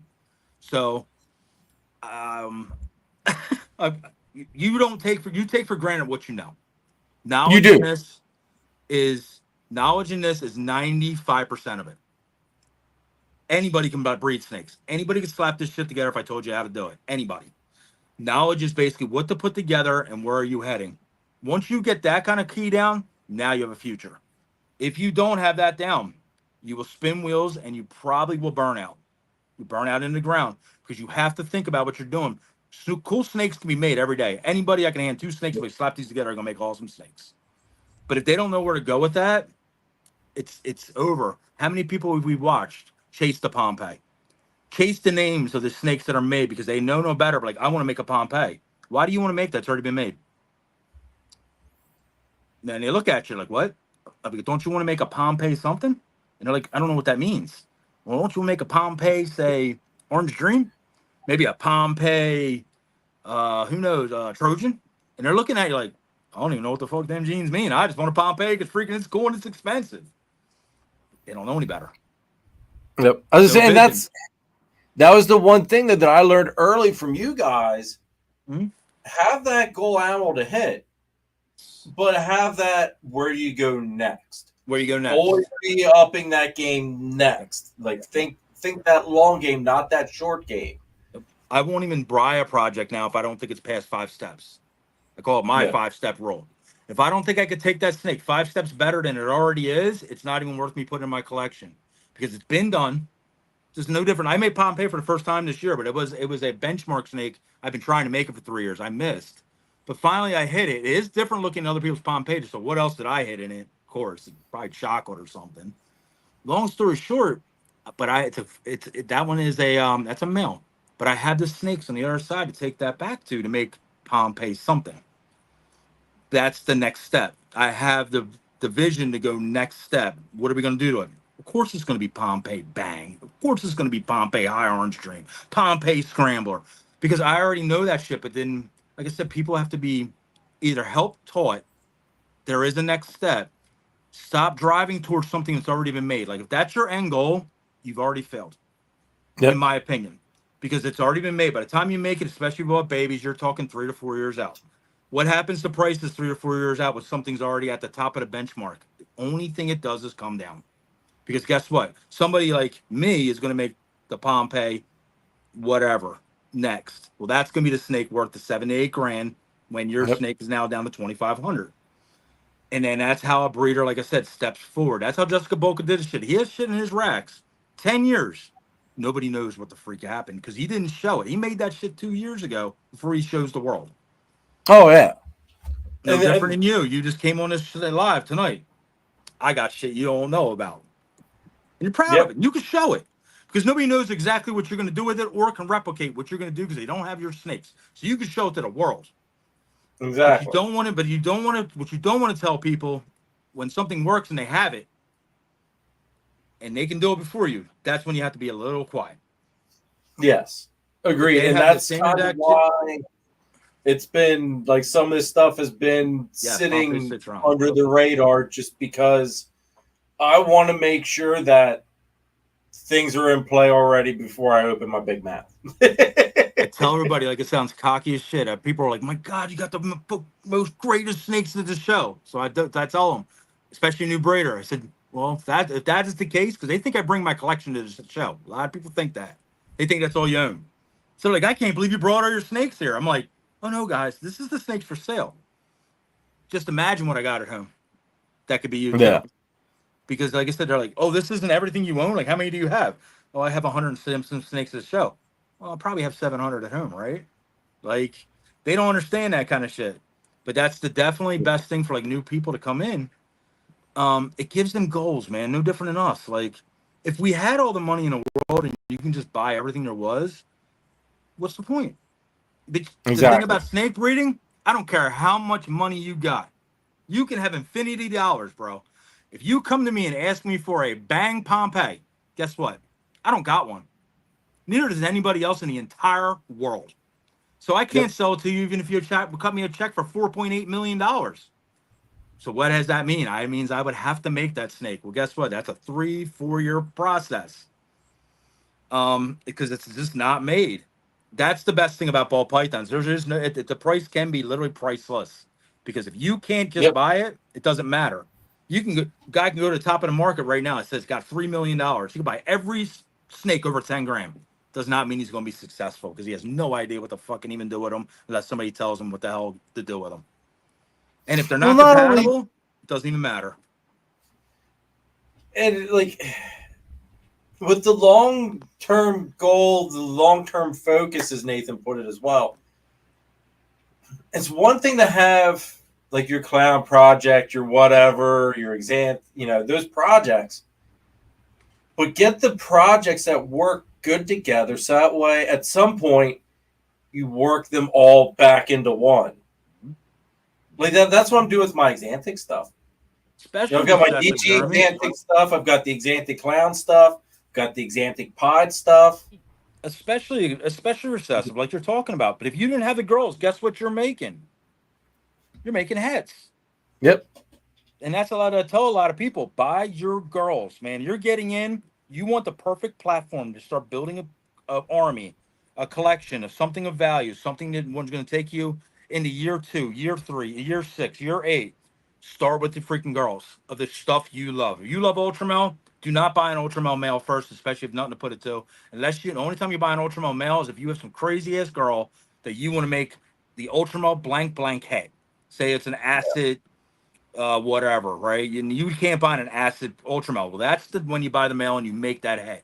Because guess what? If you sit back and wait for somebody else to make that fucking snake, you're going to either sit back and waste time, or you're going to sit back and it's going to be broken. Yep. Because what they made it for the world's first, guess what? It's not coming with a cheap price tag.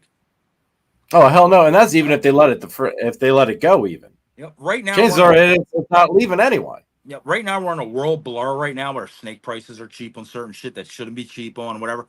Guess what? It's going to end. I don't know when it's going to end, but it's going to end. So get while the getting's good, because snake genetics that are hard to get are not coming out cheap. Like I've had people sitting there say, I'm going to wait for Bang to drop. No, guess what, man? You're going to be waiting fucking forever. Because I'm going to tell you right now, I will load this rack up. I will go buy a facility and load every freaking drawer up because you ain't getting it for that freaking price. Because guess what? It's not how it works. There's not enough of it out there, and guess what? You can't even go to the next guy down the street to buy it because they ain't selling it to you either. There's only a handful of us in the world that are working with it. And even in 5 years, you can do that shit. 5 years. Like think about it too. Like, all right, we're working these projects. We're all going different directions with it for the most part, which is what I think is the coolest part about it. Yep. Is everybody that's doing it is taking it to different directions, different projects. They've got different thought process with it. People have killed their own projects doing that shit. Well, guess what? The Bang, like I said, there's not many to have it, and the people that are in a project do talk about it.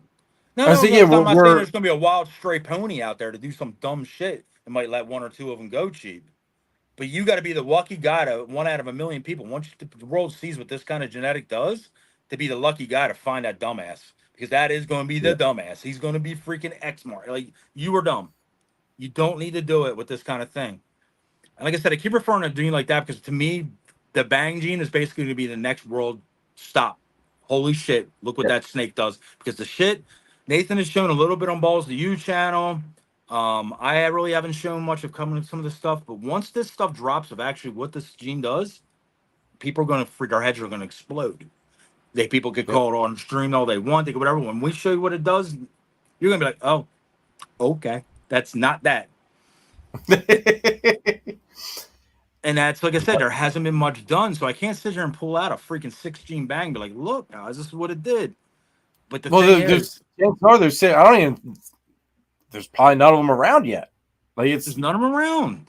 Nate, like I said, Nate, probably the king of Bang right now. Him and freaking Gavin from Balls to You. They've shown a couple things, but guess what? Just like you just said, there's stuff that's not seen. There's stuff that's never going to be told what it is till a certain amount of time goes by. But guess what? When you see it, you'll freaking know. Because like I said, remember when freaking Barnhart, well, maybe you don't remember exactly when Barnhart Black Pastel hit the freaking road and or High Orange Dream.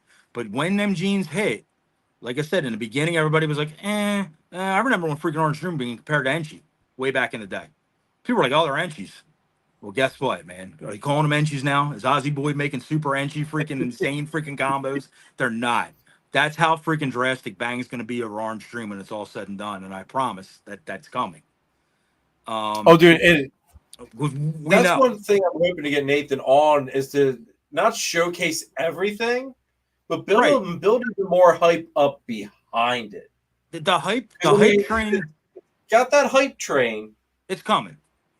but I think we need to throw a couple more logs into the fire. I mean, It's coming.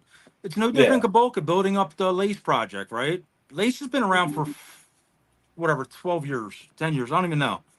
People wrote lace off. They were like, oh, it doesn't do much. It doesn't do. And then all of a sudden you start seeing white laces. And everybody's like, oh, that's kind of cool. It does it. Then Justin starts dropping these white lace clown combos. And people are like, their fucking heads are just going, Yep. Because why? Because he worked it the way he needed to work it. He had a plan. Somebody else didn't have that plan. And then he's the guy that dropped it on the world. So everybody's sitting by their freaking YouTube waiting for a Justin Gabolka video. What's next? Well, that's what the rest of these guys are doing it wrong. Because a lot of people show their shit right when they do it. Like, oh, God, look what I did. I put this into it. And I'm sitting there going, okay, I got all that. I could do that. I'm going to make it better. Guys like me are listening. Guys like whoever are listening. Like, you got to be careful with, like, some of that, whatever, that neat shit. Because I'll beat you to it, maybe. And if I don't beat you to it, Bob Vu hears that he's beating you to it. And if Gabolka hears it, he's just going to drop it to everything that's triple freaking recessive and then beat you to it with freaking 2 more recessives on top. So guess what? Yep. Be careful what you say. That's what this hobby lost. The hobby has lost that. The mystique of it, the wow factor. A lot of people like to talk. I'm going to make it 4 years. I'm going to make it 6 years. Bro, you might not make shit. You might not make a goddamn thing. You might make a you might miss the whole time. I have heard more guys tell me, I'm going to do this. And I look at them 4 years later. I'm like, did you ever make that fucking thing they used to call a nuclear, that pinstripe fire? They're like, huh? I'm like, oh, that's right. You're not in ball pythons anymore. That's my bad. Just do your shit and then talk. Just kind of like, there's that one guy, that Warfel's guy, wanted to make a freeway just to say, for the sake of saying he made a freeway because I was on his punch list. Did a pairing, didn't even hit a freaking freeway at all out of, what was it, 7 freaking eggs, not one freeway, passed up, like completely freaking missed it.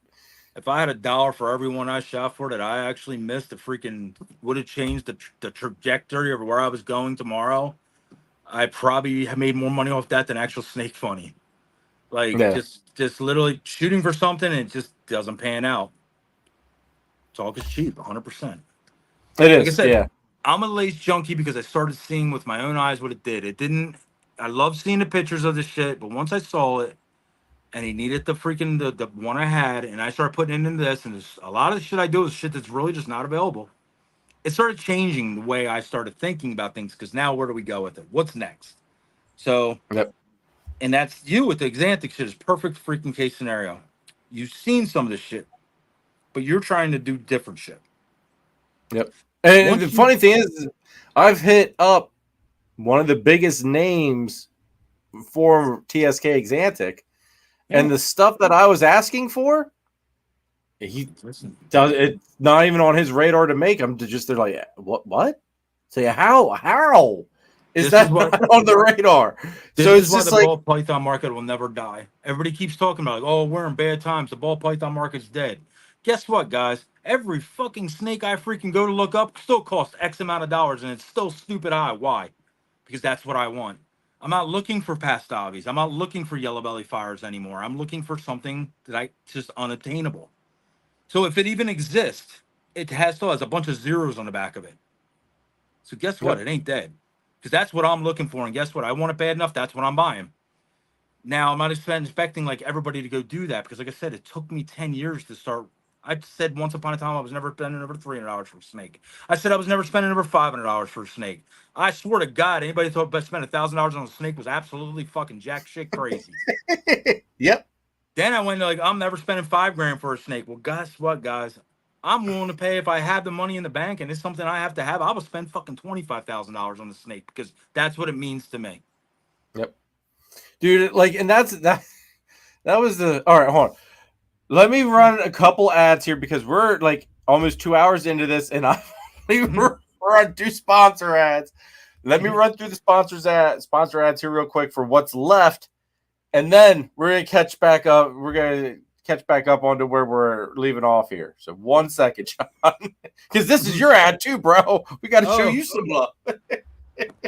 Head on over to Triforce Morphs if you're looking for that missing piece in your ball python breeding project. While you're there, add a little bit of lace or citron to the mix, folks. John and Christine can also hook you up with the crested gecko, so don't forget that. Turn up the heat with Triforce Morphs.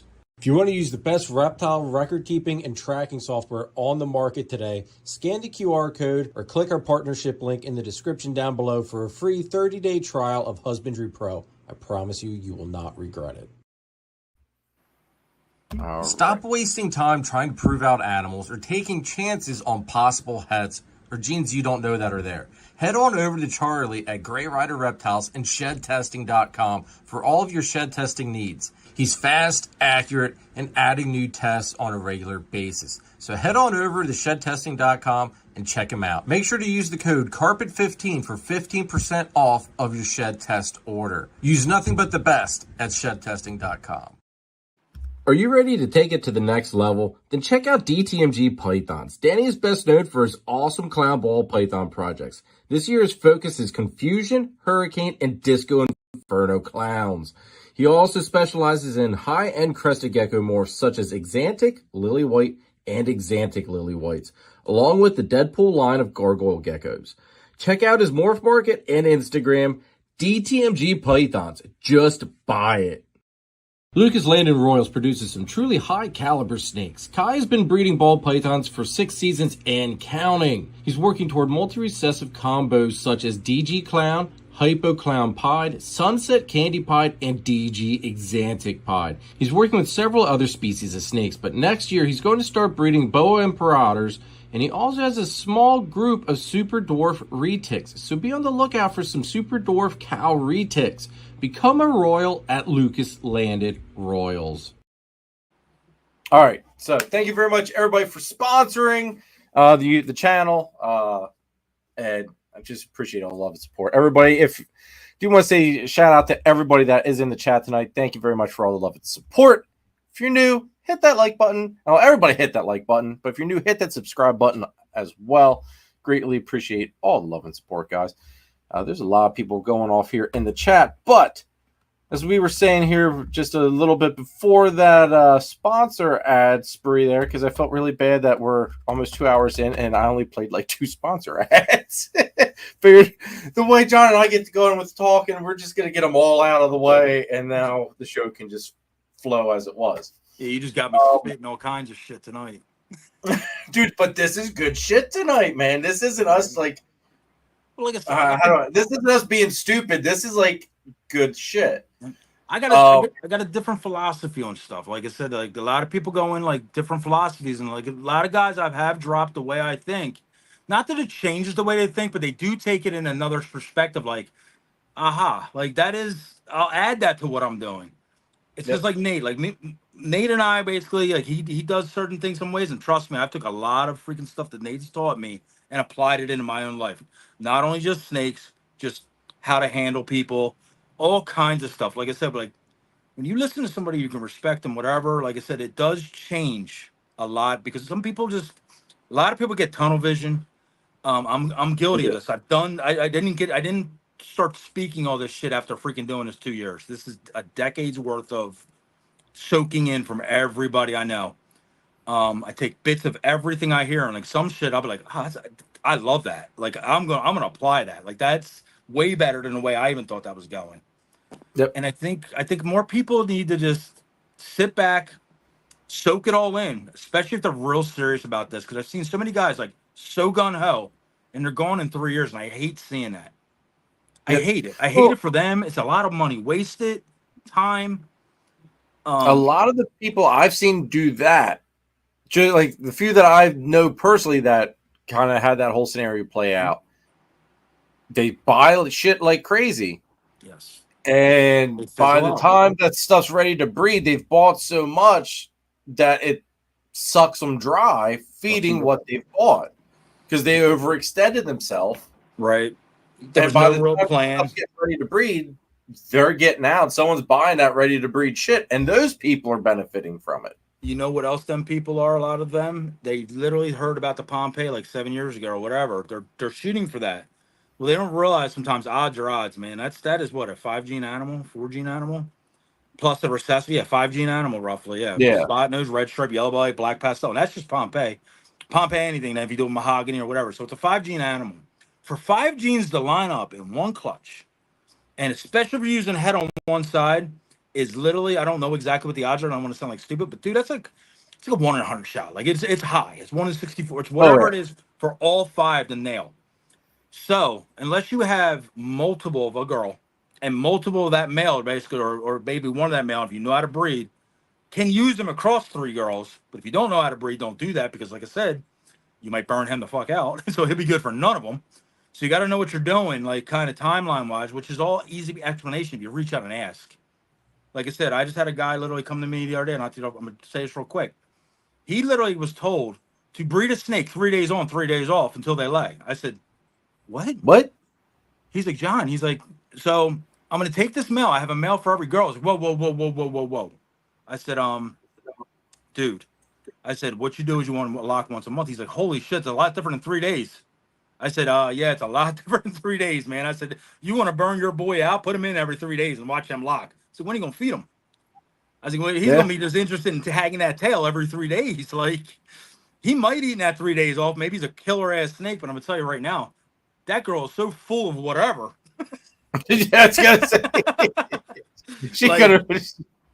You burn that male out, he could be a killer male, right? So you wasted him on one girl for an entire season. Well, maybe some people don't have any so many snakes, so that's okay, but still you don't need to burn them out. 2 every 3 weeks then. If you really want to make sure that pairing's locked. But once a month is general rule of thumb. If anybody, like I said in here, didn't know, you don't need to lock your snakes up more than once a month if you have a confirmed lock. Mark it down. Try to get the lock in around the same day next month. It could be within a week. It could be 2 weeks, whatever. Just try to get the next lock the next month and just keep doing that till you see progression, bowl wrapping, blah, blah, blah, ovulation. But anyway, but back to what we were saying, like, I don't know what the fuck we were saying. Well, we left off there with maybe I'm slightly off, but it was around there with knowledge. Yeah. Well, the knowledge, but it was. I do remember, like the next thing I was going to say to you was, like, when. How do I want to put it? You got to know when to step it up a notch, I guess. Like for me, I was chasing that Exantic clown 2 freaking years going for that Exantic clown. Got smoked every year. Now, at least this year I hit a clown and I hit an Exantic. Yep. And the Exantic is het clown that I hit. Yep. But I still couldn't freaking connect them. It's 2 years so of your life gone. What's that? It's 2 years of your life gone, but again. Yeah, 2 years down the shitter, and for lack of better terms. But the money wasn't there, Jeremy, so you can't get too mad. Just remember that. What's that? The money wasn't there to buy the visual back then, so you can't get to whatever. So you kind of, it's like a double-edged sword. Like you did waste 2 years, but guess what, man? You tried your hardest. And it goes for anybody across the board. Like it's not really wasted time if you are in a situation. I'm in the same boat, man. I don't got a DG clown. I got like 5 girls ready this year. I got a clown, the leopard, clown, leopard, black pastel, 100% DG. Well, guess what? That means my odds are going to go down, but I get to inject two genes if they hit. So it's a sword, right? I could go buy a DG clown. They're cheap right now, $1,500 or whatever. If I can even find one big enough to breed, but say I can't, it's now another year out, right?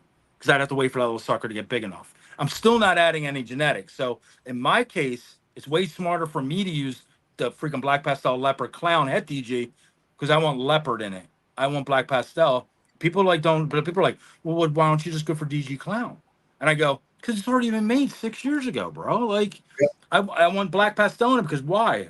I want to turn that into making spot nose in it. And what did that turn into? Red stripe. So now we're going to start shooting for DG Pompeii maybe one day. And I got a gene called Citron. Maybe I want to see that in there. Maybe I want to see a gene like freaking Yellow Belly or Orange, or not, whatever, Orange Dream or Trojan.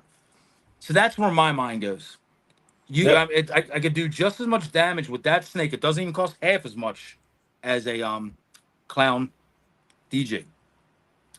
But I play the odd game though. But if, like I said, if you don't play the odd game there, I'm stuck with like, okay, I make DG. I just say it's a freaking DG head clown I got. The only thing I can do, top of the pinnacle, is DG clown, which has already been done. Where does that take me?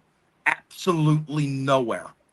Which I feel as though that's a lot of these people chasing these triple visuals, quad visuals. They've lost sight of the power of having those incomplete dominants in there. People because forget they're still worried how about hitting those doubles, the triples, and the quads. They forgot about injecting all the other shit to it. people forget how hard it is to get actual genes into a recessive project once a recessive project starts rolling.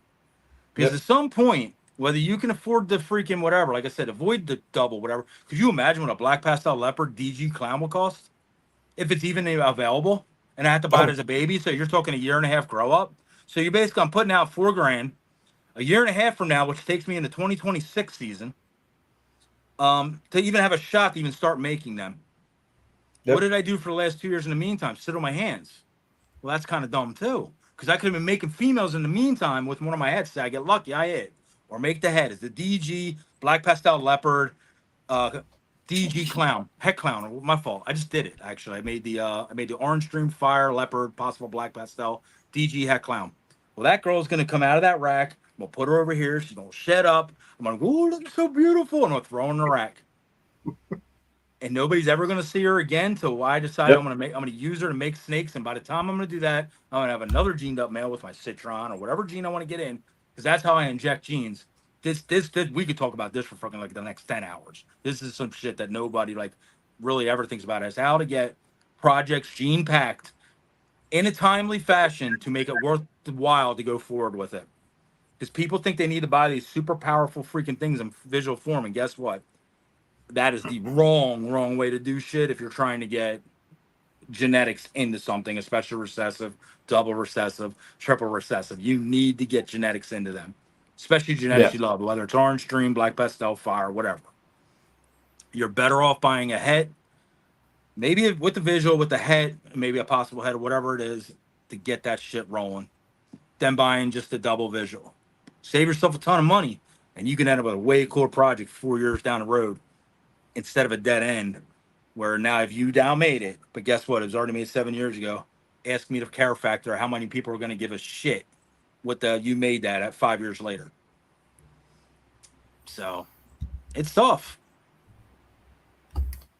This is why Eric, Eric says that's why Pompeys are still worth money. Yeah, and he's right. And they will rock money for a little while longer. Like, they're not going to stay at the $7,000 mark for forever. They'll drop down to 5, and then it'll be 4, and then maybe 4 more years down the road they'll be 2,500, because the next thing you're going to see is Pompeii lace, Pompeii white lace. Well, that's going to be your $8,000, $10,000 animal, and it has to keep pushing it down the levels. And everybody keeps crying about the market going down, like, oh my god, my breeder freaking pie is only worth $300. Guys, how long have pies been around? 20 freaking years. I was gonna say, as I say, pies are one of those ones that they've hung around for a long ass time at their price range. I tell them as soon as somebody starts talking about shit, I go, bro, next time you see a lace pie breeder female, let me know. They just look at you complex, but like, they'll go look for it. I'm going, dumbass. You'll never see a lace freaking, not yet. You might see them 5 years from now, but today you will not find that animal. It's sitting in somebody's rack. Like, they're not putting that on Morph Market unless they're going out of business, family tragedy, or whatever. Like, you do find it. It's a diamond in the rough kind of stuff. I always call that. And I also call it tragedy snakes, which is really sad. Sometimes you do get a great deal because of somebody else's tragedy. But, yeah, that's not coming up on market. No different than adult Pompeii breeder. What's somebody going to pay for that? Oh, you ain't going to find that shit, man. You just ain't going to find that. Well, 5 more years, you might. And people keep forgetting. 5 more years happens really quick, because it's been 5 more years and 5 more years twice since I've done this. Yep. So literally, like I said, I'm making snakes today. They only might be worth $300-400, but guess what, man? When I got into the game, that was the $15,000 snake. Yeah. I filmed my first pied ever, and I saw it 12 years ago, and it was 7,500. Christine saw it. She was in this about 5 years before me, just snakes in general. Probably maybe 10 years more than me. She had a bow and stuff. She saw the first pied hit hamburger freaking $35,000. I saw the first freaking candy pied hit freaking what's it called? Hit the Hamburg table at $50K. Jeez. Yep. And like I said, he didn't care if he was going to sell it or not. It was freaking the dude he lives down in Florida now. His name is Neil, but he had it though. But bro, it was years before I actually saw people actually making even Candino pies. He had that candy pie sitting there, and it was like, oh my God, look at that. Nobody's ever seen nothing like that at that time. They didn't even know freaking Candinos even existed. He had the Candino pie. But that's what I mean. Like, we're in a moment of time right now. And everybody, like I said, everybody thinks the market's just going to explode and be like, go back up. It's not going back up for like cheap common stuff. What it's going to go up for, though, is the stuff we're talking about making that hasn't been made yet. Your projects going forward, adding your flavor to new projects, making stuff that's not available. Supply will go way down. Demand will go way up. That's where money is made. Once you have something that everybody wants and there's not enough to go around, that's what offsets the market. But that's why it's so cheap right now, because there's so much of this and not enough people wanting to buy it. No, and here's the other thing too. So many people got in at that COVID time thinking they're going to get rich quick. Why? But why? Why were snakes so expensive during COVID? Think about it for like real for a minute. Why were snakes so like everything? Why were they all so expensive? Oh, all the free freaking money flying around. Well, why was the money people flying were around? Stuck at home. Yeah, the money was flying around. But why did everybody think it was a good idea to spend it on snakes at that time? A lot of people can't answer this. What's that? A lot of people can't answer it because they'll be like, I really don't know why. Like, I know exactly why. I always chalked up to why snakes were so damn expensive then was just because it was all the free money flying around. People thought, I'm going to invest this. Yep. Well, why didn't they invest in Legos? Why was it snakes? Because snakes that you can keep reproducing off of that one animal. So how did it become a boom? Not everybody's watching snake videos. How did it become a boom? YouTube. It went viral that people were making $10,000, $5,000 animals at will, and they were selling them. People were promoting them. All our Facebook groups. Look what I just sold. Look what I sold. 6,000, 7,000. So everybody was sitting at home from their job going, well, fuck, I could sit at home too and freaking breed snakes and make $5,000. And when we sat back and went, all right, stupid asses, you're not making them $5,000 animals because you have no idea what genetics are. So guess what? I'm going to sell you this champagne. And it used to be $100 freaking literally 3 months ago. We're going to mark it up at $650. And they go, champagne? Great. I want it. So the next thing you know, you're like, oh shit, fireflies are cool too. $200? I want it. It was a $25 snake. So anybody, but the thing was, supply kept going. The supply was running low. People were demanding to come up. So everybody thought they could be a snake breeder because guess what I told you? Anybody can slap snakes together. You got to have it up here to actually make money at it. To actually make cool combos. You got to have the smarts to keep it going. Because once you get caught in a rut, bro, 1 year in this will freaking literally cost you thousands to 10,000s if you freaking fuck up. And if you do it more than freaking once, twice, 3 times, like I said, just like no different than adding snakes, it starts adding up quick. You miss odds. It could be $1,000 clutch or a $10,000 clutch. It could be $5 clutch or a $10,000 clutch. Like, so that shit starts happening. When people start hitting reality, oh my God, this shit ain't as easy as I thought. Oh my God, I'm not hitting the odds. Oh my God, I thought I could make a pie, but a pie to a freaking goddamn normal. Because they didn't bother to do any research. They were just pulling out their wallets and take my money. As soon as that freaking got figured out, money stopped becoming free. Everybody sat there and looked in and went, this is hard. My snake's only on 200 grams. They said I can't breed this thing until it's 1,500. Oh, by the way, it takes 3 years. What? Oh, yeah, you got to grow that thing for 3 years. I thought it would breed in a year. No, that's not how it works. They think everything grows faster than what it does. They thought they were going to freaking turn around and make these killer snakes within a year. Because the high-end guys were coming out dropping all that money, $5K, $4K. Because they were like, oh, I'm going to buy the better ones. What happened then? They had no name. They had no knowledge. They had whatever. So what'd they do? They're the jackasses that put these fucking snakes right now on Morph Market that freaking shouldn't be on there on auctions. And I'll call any one of you son of a bitches out on here. If you are putting desert ghosts on freaking auction, you are an idiot. I don't care who you are. Because guess what? A snake doesn't belong on there. A Pompeii does not belong on auction. Yep. I said what I said. I apologize to nobody because you have no idea what the fuck you're doing. Because that snake, No, like I said, agree with you on that one too. They're like, I was going through the auctions. I almost go through there almost every night just to see if there isn't that diamond in the rough sitting on there. Because there's been a couple of them here and there. Yes. And they're on there. The shit that I have seen on there, I'm there thinking, it's like, why in the hell is it there? Yes. Like, well, why? When you punch in a snake and literally 1 to 5 of them pop up, say 0 to 5 of them pop up, it's probably not a snake you should sell for nothing. No. Right? I'm guilty of some of the shit with the Citron because it's a new gene. I'm trying to get it out there. So, but Citron's not a whole established gene where it has like a following. I wanted to become a following. So guys that I sold it to can make cool ass shit and then they can start being the mouthpieces for it. Yep. Because you know what I mean? Like I said, I told you, I'm kind of inverted. Like I only speak so much about it. But a guy like Sean from Pie and Joy, he loves Citron, right? Well, Sean gets his customers involved in some Citron. Guess what? Maybe he sells them some. Then them freaking guys see and they see how awesome it is, and they start promoting it. Next thing you know, Citron made me a gene in 5 years that everybody's going, dude, that really does some cool ass shit. I can only do so much. They got to take it to all their crazy stuff. Well, that's just like, I mean, I've got it over here. Yep. Actually, I've got that boy going to a couple girls this year, I think. So people will say to me, like, what's the difference between Citron and Bang, John? Both are pretty rare genes. Both, a lot of people don't have both. Well, Citron doesn't react like a gene, like a Bang. Like I said, you take it 2 dimensions deep, it's holy fuck in your face. Like it just changes the complexity on what ball pythons do. Well, Citron didn't do that. It's an additive gene. It makes what you made a little bit better. And a super makes what you made a little bit. So it can't demand the value of that gene like a Bang gene would. People don't understand that either. But once you're into the game for a while, you'll be like, I understand. It's why people want buck crazy shit over Desert Ghost. Hypo was around forever. Now everybody's going back to hypo. Why? Because DG started making everything the same color. People started being like, "Oh man, freaking DG." But DG works in its base like certain snakes. It works amazing, but it doesn't work for everything. So you got to be careful. Like you don't want to take like blackhead and this and that because then you're gonna freaking take a blackhead gene, which is dark gene, and turn it to cream. And people are like, "Well, that kind of sucks. I like the freaking darkness of that." Well, you want hypo. Oh yeah, the hypo. Fuck, I just wasted 3 years of my life doing freaking DG. I'm gonna go to hypo. Well, that gene was around 20 years before freaking DG, and like it's reverse engineering now.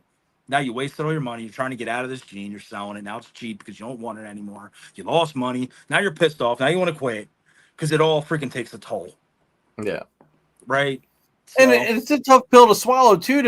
To be spending that money, come up with results that you're not pleased with. We can't win them all.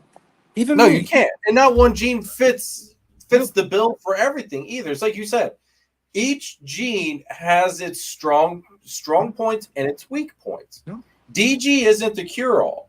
DG works great in a few projects. And those projects will thrive with it. Right. Exantic being one. Yeah. You know how many projects I took and literally just flushed it? Like I didn't even bother promoting it or doing anything. It was just like, it didn't work. I mean, over the years, like it's like you want it to work, you want the world from it, and then you do it, and you're like, well, this kind of sucks. It just happens, man. And then there's other ones, man, I didn't even try to do, and it just came out. And I'm like, oh my god, look at this thing. Now it's a direction. Now it's like a whole nother world. Half my projects in my room came from not accident, but just trying shit. Trying new stuff because I got so over just seeing the same old from shows, and that's what I was a show breeder. I was tired of walking around the tables, Pied, Clown, Pastavi, Lemon Blast, blah blah blah. It was the same. Black pastel, cinnamon, supers, blah blah blah. So I'm like, well, what put us on the map basically? What we started was I saw supers and I was like, they're really neat. Fucking literally, man. I was like, wonder what Champagne will do in that. We're the second people in the world to do gray matter. Nobody really knows that. I had gray matter right after George T put it out within months. But it put us on the map because nobody saw a snake that looked like that in the whole world at that point, man. When we floated a couple of them gray matters out. Oh my god, it changed the world for freaking Champagne. So, Oh, I bet it did. everybody, I mean, those are beautiful freaking animals too. everybody's one pairing away from changing their life. I tell new people that all the time. You buy genetics and you shoot for something you really don't see every day. You're one pairing away from changing the entire world. Look at Christ, man. One of the easiest combos ever made. A leopard spot nose clown. It got its own name. It's got its own TV show. It's freaking got its own subdivision characters. We've started calling shit Bruce Waynes and freaking scarecrows. It changed the world. I was just saying, it's got its own whole thing. Yep. One simple genetic. Anybody today goes, leopard and spot nose. Oh my God, aren't they $5 genetics?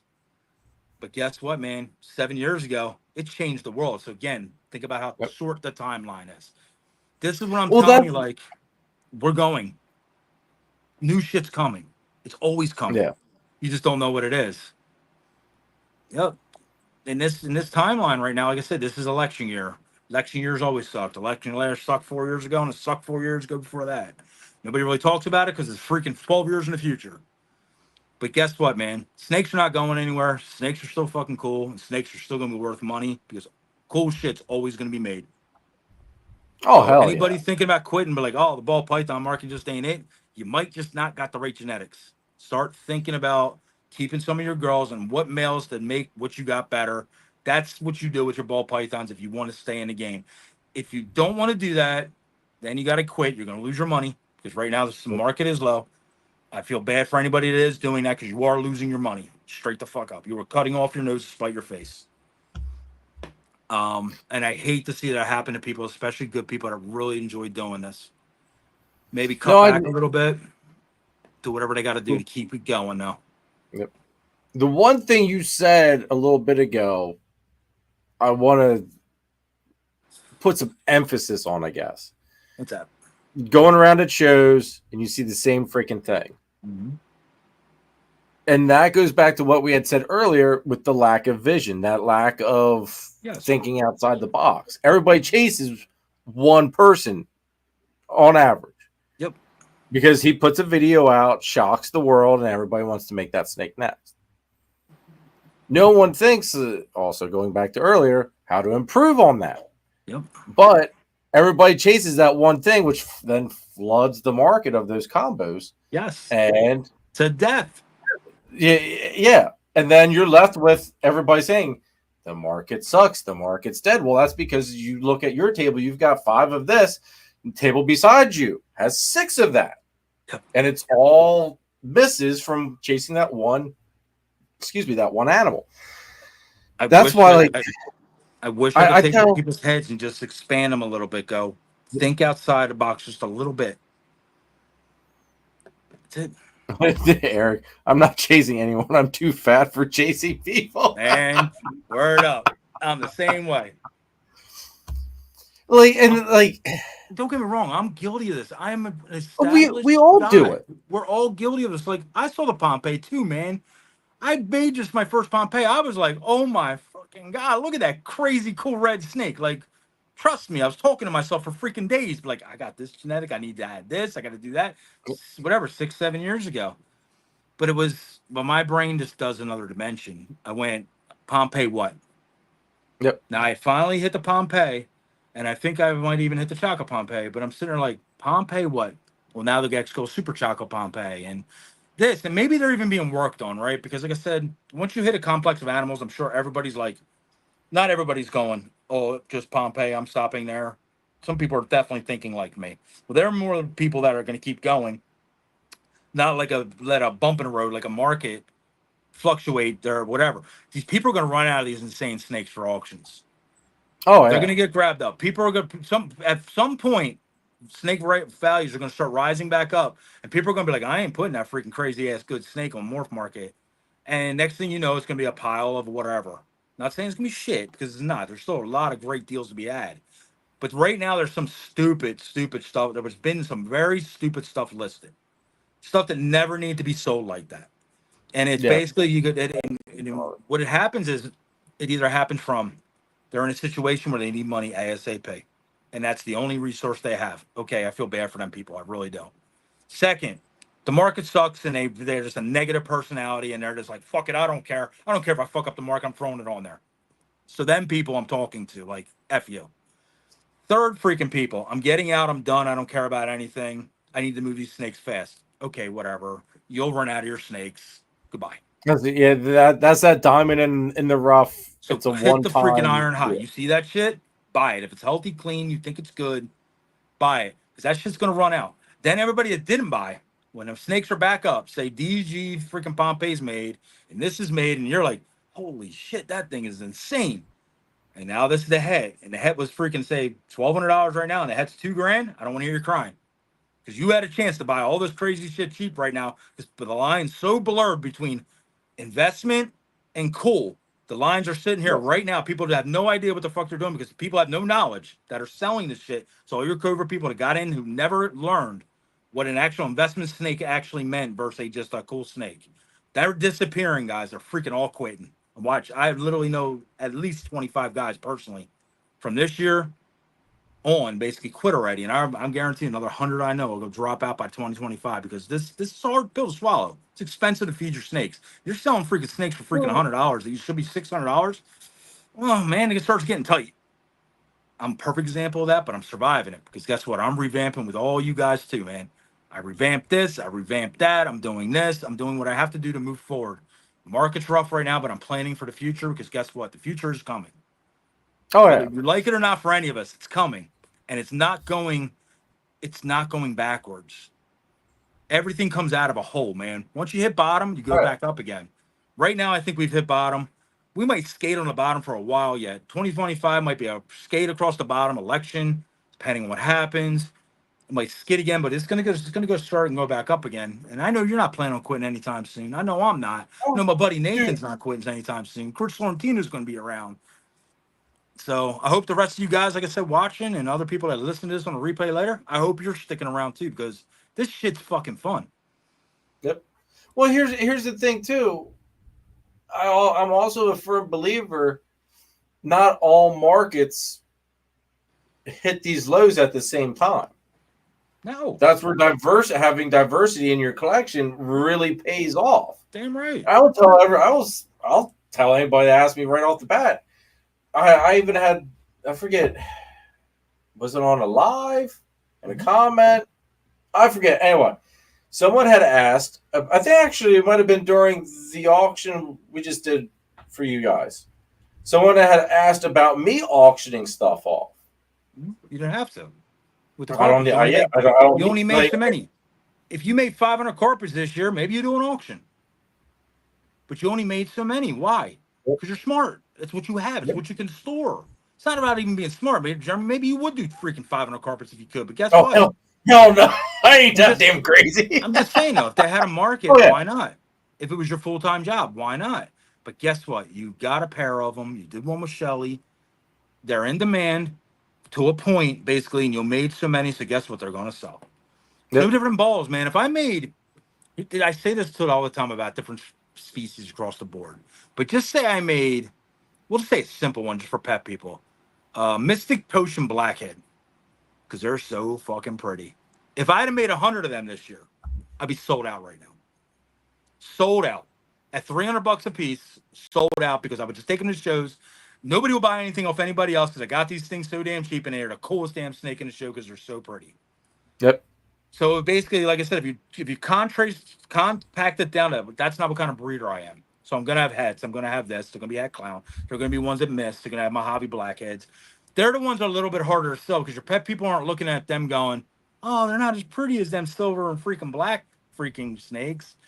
And a breeder doesn't want that shit as much because they're looking at it as a male going, well, bro, I can get myself a blackhead Mojave right now for $500. And I'm like, you're right, you can. Like, you're not the guy for this $50 snake. That's why it's a $50 snake. Because there is maybe 3 of them available. But if it was a blackhead Mojave, trying to think of a good asset. Now its price now is $500. Or Stranger says, one of them jeans. Now its price is $500 to $700. Your breeder wants it. They can't not find a freaking clown. So they need to buy the fucking head if they want that freaking snake into that genetic. So guess who you're coming to? Hi. Here I am. So now that snake's freaking $700, $800, and they're buying that off me. The pet person's buying a cool ass little silver snake, and the normals, I don't know where they went. Like they, they got The only normals, $2 we gave 15, them to 30 bucks. Jeremy to move at the show because somehow he can do it. I put them on the table in the delis. If you guys are thieving them, shame on you. Shame on you, but thank you. Shame on you. Trust me, I watched it happen. I watched people walk away with $15 at the end of my snake. I said, "You dumbass! Did you realize you can feed that thing for 3 weeks and cost more than that snake?" But thank you. You know what I mean? But run out there and give him a fist pump. Congratulations for being an asshole, some scumbag thief. Oh God, John, you're terrible, bro. It's like I said, the people that are really crying, Jeremy, they're the ones that usually do lack the vision. The people that freaking, the smart people would shut up about the prices and just buy it. Just don't tell everybody what you did. Don't put that shit in a rack and hide it. Squirrel it away. You could tell your friends, but don't put it on Facebook. Look what I got. I just bought a freaking breeder clown head pie for $500. Because now look, it sets the precedence. Another one of them ain't showing up for that.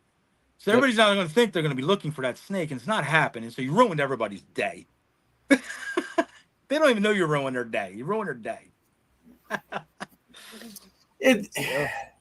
There's just. Yep.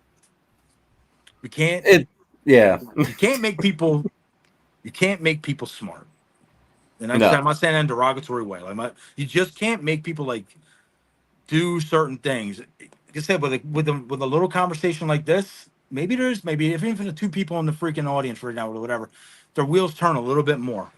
Yep. It worked. It was worth it for them people. Anybody else can be like, dude, this fucking John's an asshole. Like fucking the market's dead. This guy's stupid. He's just trying to sell his snakes. Like they can think that all they want, bro. I don't matter. I don't care if you're buying my snakes or not. At that point, I'm still doing this shit. I would give this stuff away before quit. Literally, I will have a snake full of free freaking snakes. That's how much I love doing it. I still want to see what happens. It'll be free. Yeah. I know, the one thing that I always think back to as well when getting into this was, I did my research before I jumped into a bunch of stuff. Mm-hmm. For instance, my Xanthic stuff. Why did I go TSK instead of the VPI or the MJ or this or that? It wasn't just because I liked the TSK better. I mean, for me personally, I saw better examples of TSK than the others. Mm-hmm. Just my personal opinion. Mm-hmm. But I also looked when I was at shows on Morph Market. What did I see? I saw VPI everywhere. Right. What didn't I see? TSK. Not many TSKs. You might have seen one or two here or there, but very little. It takes a certain brain to be that way. Yeah. It's a customizing thing. It's a guy that collects cars, right? He didn't see shit. Freaking I can't talk. Just say you compare this to the car market. You got your guys that have your custom cars. Now, not all of them are expensive. You got your Rat Rock guys, you got your Ferrari guys, you got your Porsche guys, you got your Corvette guys. The thing is, that means something to them. So what do? They follow the trend. And their next car is probably, if they're a Corvette guy, their next car is probably a Corvette. This is the same way. If you wanted to do TSK, because like I said, it was a rarer kind of thing, you wanted to do something that the whole world's doing, that was the perfect thing for you to do. Yep. And like I said, nobody could take that from you.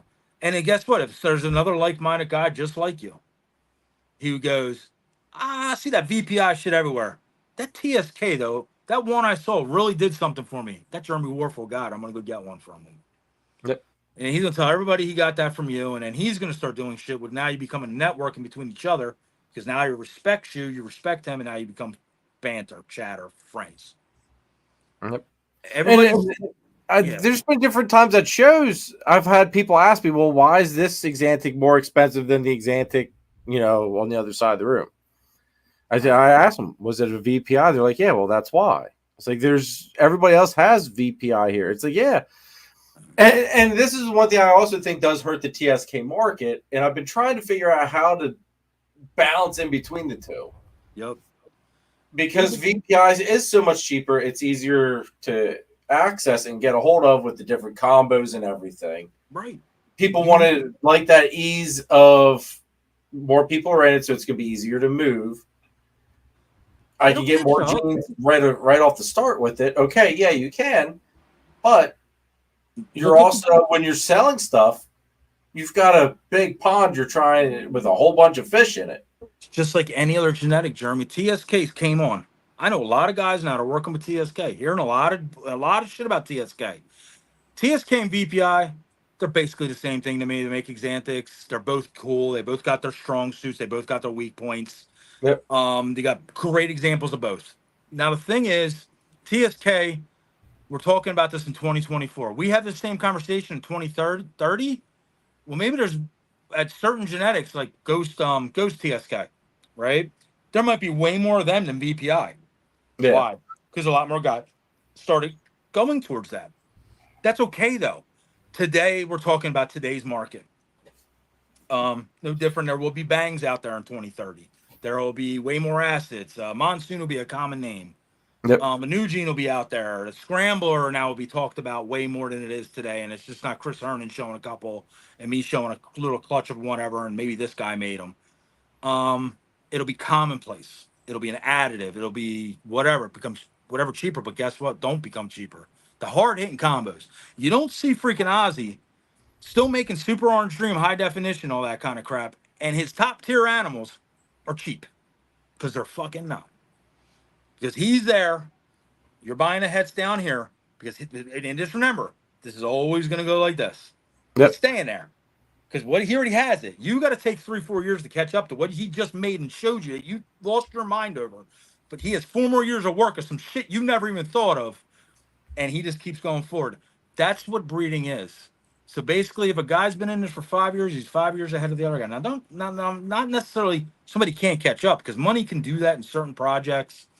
But vision, if you can't make the animals and they're not viable, you can't catch that. You can't catch a vision. You can catch a money wave, but you can't catch a vision, bro. Correct. I agree with you. Now to this question. I actually got an answer to this question. Says he has a question on a pairing. Please don't laugh. I never laugh, man. Questions, anybody can ask any questions. Banana champagne het pie to a pied. Got 3 bananas and 2 all white snakes. The banana is a male maker. All 5 babies are male. So if you made white snakes, champagne to champagne, 9 out of 10 are white snakes. So they are probably your banana pies.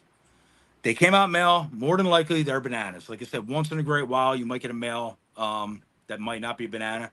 But chances are all 5 babies basically end up being a banana. So you have 2 banana pies, then you have 3 bananas. The yellow belly, you won't know if it's in there. You might be able to see it in your bananas if they're really orangey and flamings and all that stuff, but you will never know if it's in your, basically your pies unless it's tested for or bred out. So I hope that was a pretty clear answer to that. I only know this about the white snakes with champagne because I've done it way more than once, shooting for matters and stuff. My stuff ended up having het pied in it, and white snakes popped out. And I wasn't sure if they were white pandas or white pied super, whatever, not super, champagne, whatever pies, or super cinnamon pies because I was shooting for matters. So they could have been all of it. It could have been gray matter pies. People got them for prices of actually cheaper than gray matters because it was a white snake, so I had to sell them cheaper. They weren't as desirable as the patchwork cow snake. I say Keith here says I believe the all white snakes to be champagne pie with banana. Yes. And they're probably and they're banana probably as well. Yep. And any one of them could sporadically hit yellow belly. You won't know until unless you test them out. Keith asked me, where did I get my first TSK? Keith, I actually got my first TSK. It's the only TSK at Hamburg while I was still up in Hamburg. Who was it from? Dude, I forget who it was even from. Damn, you're buying snakes off people who don't remember their names. Shame on you. Dude, I can't remember what I did. God, I can't remember what I did last week. Shame on you. Terrible breeder. You weren't even a breeder yet. I was going to say, well, no, I did have the vision at that point as to how I wanted to do it. So you bought but I somebody's hadn't mited made up anything. infested TSK. What's that? So you could have bought somebody's mited up TSK and you would have never known who he even was. Yep. Oh, you son of a bitch. Phil, his stormtrooper made ways. The stormtrooper was one of the big stickouts for my TSK decision. I will say that snake shocked me. Stormtrooper took me. Yeah, that was incredible when that happened. I think that, in all honesty, I think that's probably the one snake that did put TSK on the map too. You know. Yep. If you got it at Hamburg, it's probably VPI. Scotty, damn it, it's not VPI. We can confirm that. How shitty would that be? You started with that snake and everything's VPI. I'd be like, damn. You take Well, yeah, but see, if that was the case, though, all you guys would be like having to take back all the mean things you said about my snakes. Hey, I'm gonna go on the fence here. I told you all freaking VPI. I told you all Exantics suck unless it's done right. So I'm not pro Exantic anything unless it got some really gnarly kick ass genes in it.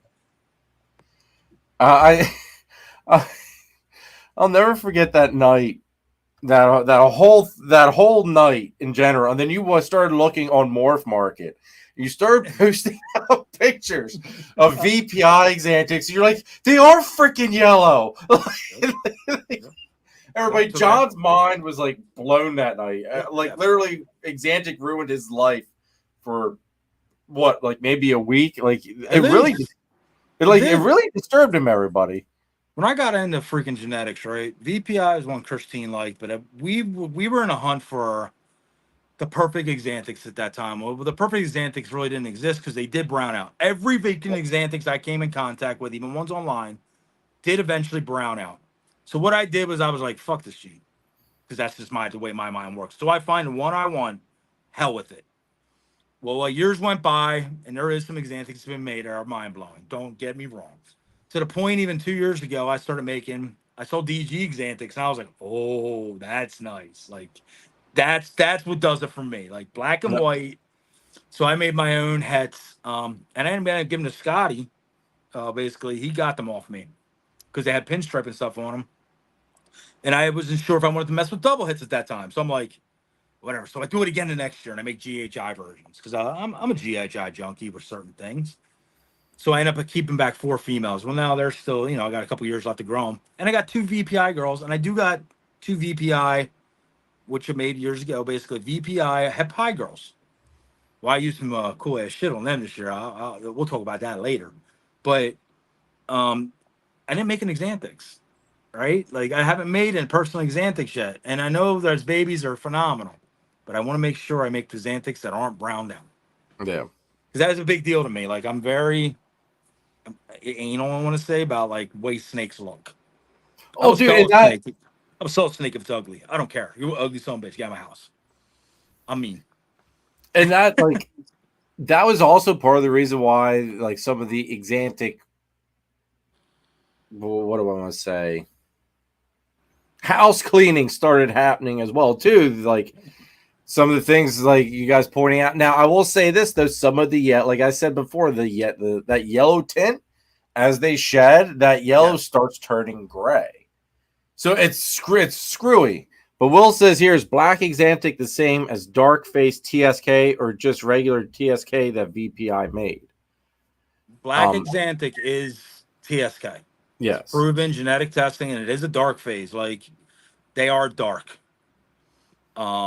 If you want to call it dark phase, it's just basically a dark mutation of the snake. I guess why they started calling them black Exantics. Because TSK does come just like VPI, light versions, dark versions. Yeah. That's always been a thing. And that just comes from the wild caught animals you put them to. Like I had normals back in the day that were black, and I had ones that were like really brown, army green, and I had freaking some that were like jet black. And that does translate into babies, even if from a normal like genetics. That's why when you look online, like all clowns aren't the same, all pies aren't the same, all Mojaves aren't the same. It's basically because it took the genetics, and that's where you start getting really geeky about genetics. Like we only talk about them in layman's terms, basically like Mojave, pastel, yellow belly. But bro, that pastel might have 45 freaking little nuanced genes that hidden that snake to make the pattern do this way, and Yep. a bright spot this way, and a head blush this way, and a wrap around the neck, and it might have stripes up through the jaw here. But we don't talk about them genetics because they're not dominant basically, so they don't carry through to every snake. We also Yeah, have I was just genetics say that they're there, but they don't exist. you have If that- genetics that only attach to certain snakes and actually do shit. Blade gene's a perfect example. Like you make regular blade, you might be able to see it, but if you put it in clown, it's a boom blade. Red gene, same thing with blackhead. It attaches his ass to blackhead. You're like, oh shit, that's blackhead red ringer gene. But you take the red ringer blackhead gene off that, you're like, different looking. I don't know if I had a red ringer gene though. Hidden gene woman granite, same thing. Everybody attached the name granite to that damn snake because why? That was the name of it. But granite basically gave some hidden gene womas a certain look and gave other hidden gene womas another. Red stripes the same way. You can make red stripe, bro. Don't even look like red stripe granite. And then people are like, these is red stripe. Like, no, maybe it is. But red Kind of stripe like that granite. clutch I've got right now that I told you to watch the video and help ID. But most people think red stripe. They're like, they want red stripe granite. They don't even realize they want red stripe granite. They just think it's red stripe. Because nobody sits there and says red stripe granite, red stripe granite. You want that small, that blocky pattern down the side. Guess what? Every one of them red stripes has a granite gene on top of the big fat stripe on them. That translated, that separates off that shit too, man. When you breed it, you can make granite gene animals. Start making black pastels that are with these funky colors and this freaking whatever, salt and peppering up their scales and all shit. And you're like, well, that hit red stripe. Well, maybe it didn't, bro. That might have just hit the fucking granite. And then you're like, oh my God, because the next one next to it's like this freaking reddish snake. You're like, that hit the red stripe. We don't get deep enough into this shit because it's too hard to explain to new people. Like I said, experienced breeders have a hard time wrapping their heads around this. I've talked to guys at 5, 6, 7 years, been doing this, and they're like, I'll start spitting this shit, and they'll look at me like, no way, John. I'm like, get away. Like, why wouldn't it do that? Like, and they're like, I never even thought about it that way. Now I know why I got this freaking such variation through my clutch. And this guy's been doing it for years. That's just it. It's the knowledge. It's the freaking geekiness of it. I go stupid deep into genetics and like, look, talking to Charlie. Look how genetically he has all this shit to freaking. He's like genetic wizard with this stuff. Yep. Some guys are just like that, and he's the perfect guy to be testing this kind of animals because he's like, people be sending me. He had me cracking up when he was on. Talking about people be sending me shit all the time. Like, I don't give a fuck what you say. Like, you can tell me that's whatever. The genetics did not say so. Yep, the genetics tell you it's not. Christ, look how whatever puzzled you were with you thought the one was chocolate. You didn't That's still fucking bad. Like I That look was at that great. snake every time I open that tub up. I just look at it like how. I laughed so hard. And like I said, to give you like a kind of an insight, like I said, we talked about bang gene, and I'm not going to go deep into it. But Nate does bang too. So we did some pairings, and of course we talked about this shit. Do you know how much odd shit popped out because it came attached with certain things from where it came from? Popped out and shit that we don't even know what it is.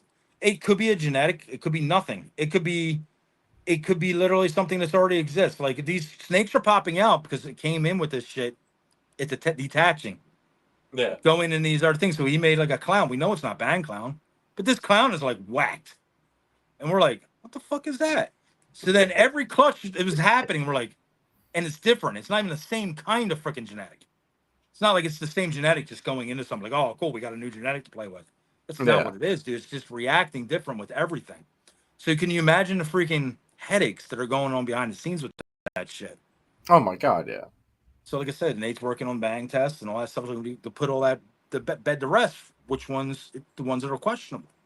That's what that shit's for. That's why that stuff's great. No, I don't know when it's coming out. He don't know. It's like it's a lot that goes into that testing stuff, but it's coming. Shit, yeah. And like I said, a guy like Nate, you know the drive he has. It's coming. It's not when it's a when it's coming. It's not if it's coming, because he will make sure it's coming. Oh, I guess. Well, that's like Nathan's. Right. How do I put this right so Nathan doesn't slap me next time he sees me? It's not a blow smoke kind of thing. What's that? It's not a blow smoke kind of thing. A blanket Yeah, statement. that's a good way to put it. It's whatever it takes for it to happen, whether it takes a year or two, it's happening. Because he would put every blood, sweat, and tear into it till it happens. And he won't Frazzle me either. He won't false advertise No. or say something, or even I don't think they'd show it off to anybody other than inside our little group until he knows for sure, hey, this is what's going on. You can hear the cryptic. That's all. That goes all with reputation too. Well, listen to the cryptic way I'm even talking about certain things. That might have not been me a couple years ago. I'm talking about a cryptic because I can't wait to freaking blow the world up with some of this shit, but it has to happen in time. Yeah. Old me would have been like, fuck, I'm gonna hit this shit, like, check this out. I know what I am. He basically said, you don't want to do that because, like I said, what if you're wrong? Mm-hmm. Stupid shit like that. What if I'm wrong? What I hate? Maybe not exactly what it was. Maybe it's beyond. What if, let's make sure all the freaking ducks are in a row before you start talking too much. Like I said, I'll say that word bang 1,000 more times because, like I said, it's not like the gene's hidden. It's not like I'm not excited about it. It's not like the people that know me and the people who have seen it aren't excited about it. The rest of the world is going to be excited about it too. Trust me when I say this, when it's shown. But it has to be ironed out. Like I said, a guy like Nate is a every freaking cross the T, dot and I guy before we do this. And I respect him way enough to know this is the right way to do it before I go fucking opening my mouth being stupid. Yes. That's taught. Like I said, that's something that's not, he didn't have to sit down and be like, John, listen, this is what to do. It's just talking to him. Picked up on it. So no, you didn't have to tell me. It's a different way of thinking about shit. And that's what I hope a couple people, like I said tonight. Some people might think I'm full of hot air. Some people, whatever. I hope I said a couple things to make you, if you said anybody was thinking about quitting ball pythons, don't. Just a new way, right? Like if you love this, don't quit. Try to define everything. And no different than how I came on. You were talking about quitting YouTube, kind of. Yeah. Well, not quitting. Slowing down. But then you weren't quitting, but you had in your mind, man, you were about to knock this bitch back. I was, and then but see, that's why I also that's why I wanted to. One, like I said, Tinley going on. Everybody's either out there or everybody's at the holdback rack auction. Yeah, it was just tonight's live was just a bad night. So it was the perfect night to kind of have one of these. If you come to Jesus meetings, as my family would. You want this video to be seen more, like I said, when it's over, freaking put on there, freaking deep discussion ball python market talk or collection talk or some shit. Put on that I'm on with you. Like I said, you might get on more people to watch it. Yeah. Like literally, like if somebody wants to sit down and sit and change their snakes, listen to this crazy shit. Because this is the kind of crazy shit I love hearing from other people too, man. When somebody goes on and they start saying some really crazy shit, I love that because it challenges what I know. And I applied a lot of that stuff in my life too with certain guys. So I can't sit there and be like this guy and this guy, but like just say whatever. What the hell is this? Mark Bailey was on like whatever MJ show or something. Well, he might have said a couple things that really struck him, nerving me. Marcus Jane, I might watch some of his old videos and like started hearing how he was talking about stuff. That kind of stuff really resonated with me. Talking to Ian from Outback, the way he does things on a whole different scale. Like he does breeding somewhat. Like he said Brian Buckley did it with him back in the days. He's half the genes that are in our collections are from Outback Reptiles, one shape, way or another. He imported them.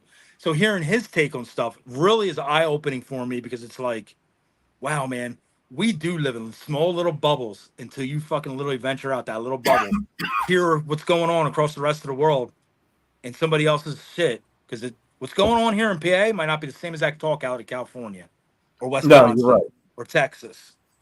Said, I'm just giving you a little peek of like what what do I feel goes on here in PA. Like right now, PA, you can go to shows and get shit for really good stuff for pretty cheap. Yeah. Sadly, that's, yeah. I'm sure Tinley this weekend now, I'm sure there's some pretty fucking expensive snakes there. Oh, hell yeah. And I bet you they sold too. Right. Some of them sold. But I'm sure, like I said, you walk through them miles, you ain't find just $200 freaking pies and shit. You've seen world's first stuff that nobody's ever even seen. It hasn't even been shown a photograph on Facebook yet. That's the cool part about being at a show like that. So, nope, I agree with you. Well, dude, it is 10:45. All right, brother. I think we need to call it a night because you know what? You might have I think everybody, I think John and Nathan, as usual, that those two guys do have their ways with me. Have talked me off a ledge, and we won't be. I'm going to talk a little bit more with them and see how to iron things out a little bit. But I think, John had some good ideas. Start slow rolling. I definitely would. If you are planning on doing this, don't do a cold turkey.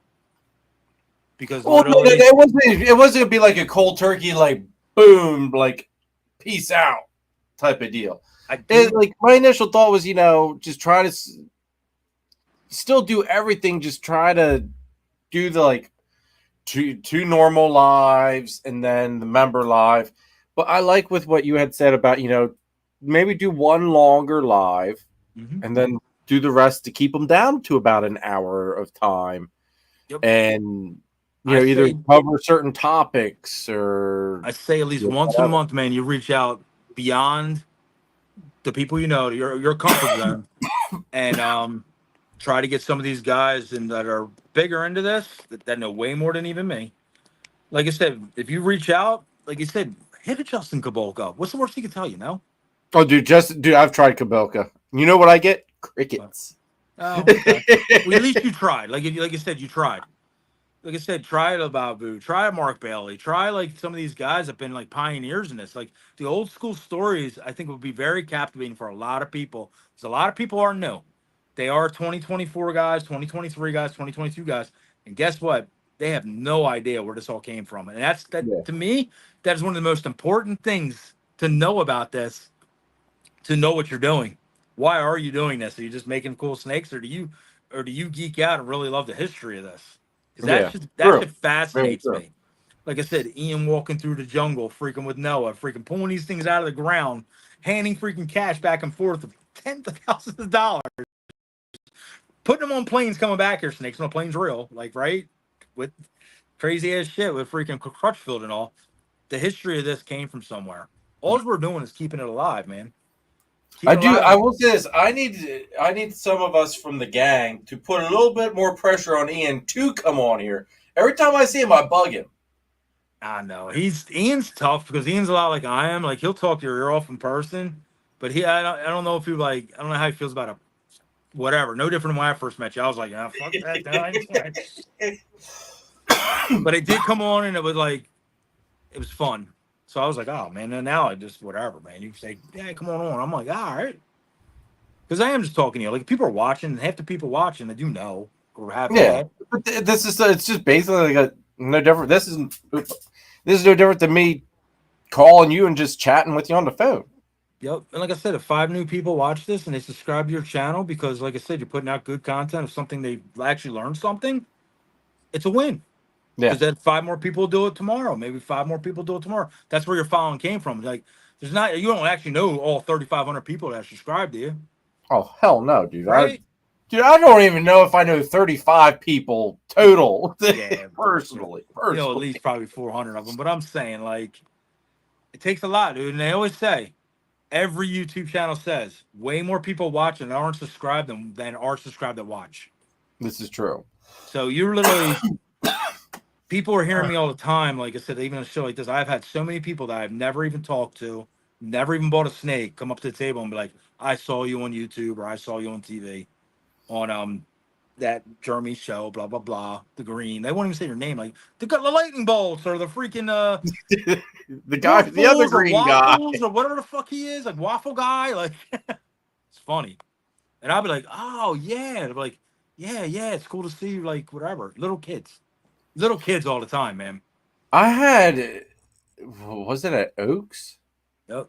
I think it was at Oaks. I had a little kid come up. I felt really bad because I was working with a customer and it was with a carpet. So I was really being attentive to what the snake was doing because, how flighty they can be at times. They seem and the little kid came up and he goes, hey, I really love watching your channel or whatever. I say, oh, thanks. I tried to give him that little bit of attention, but at the same token, I'm like trying to pay attention to what's going on with the snake. You gotta balance it, right?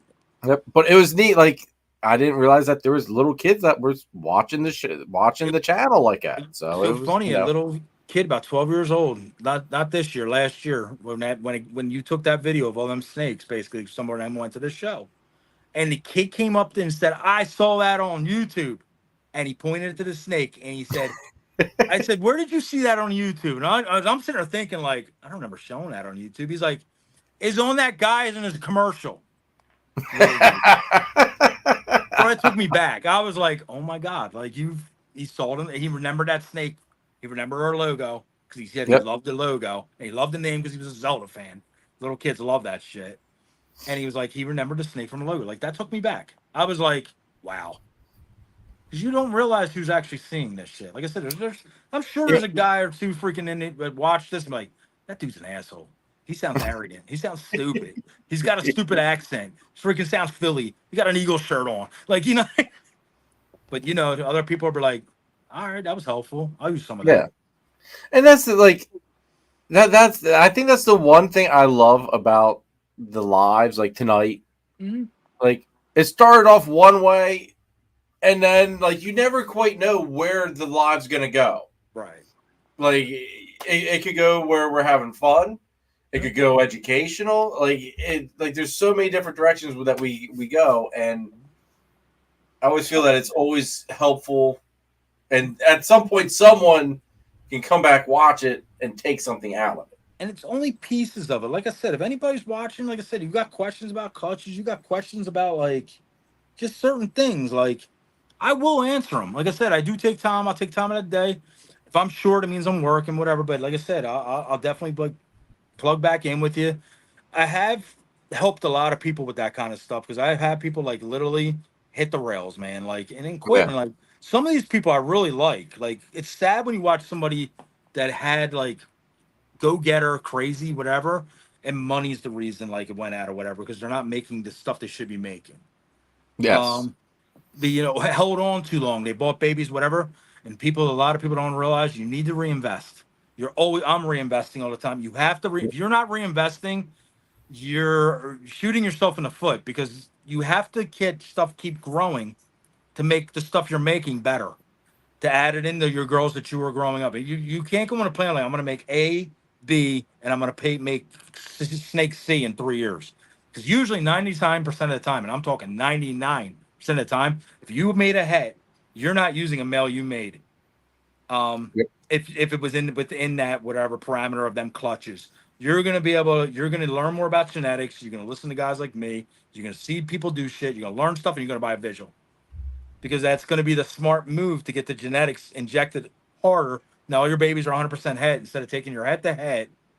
Unless the head-to-head is genes that you just can't buy, it's a very foolish move to do that. But the guy, like I said, you sell that baby with the head, maybe they don't have genetics and have a clown girl already, head clown girl already. That's who benefits that snake. People buy the wrong snakes. And I think that's the biggest problem in this. It's not that they know they're doing it or whatever, but it frustrates the shit out of them when it comes game time. They feel that they're not where they should be, and it's because they feel they bought the wrong thing. Yeah. And I think that's the strain of that alone destroys people's mentalities.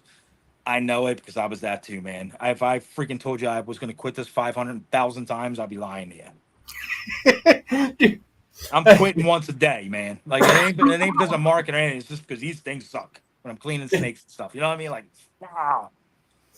you know what's funny though? Like when I missed the odds on my Xanthic Clown clutch this year, my mindset was the hell with these stupid ball pythons and trying to nail these stupid odds and playing with these recessives. I'm just gonna go play with the carpets, make a whole bunch of shit. Then it doesn't matter how the odds land. I don't care because everyone's different and it just makes me happy.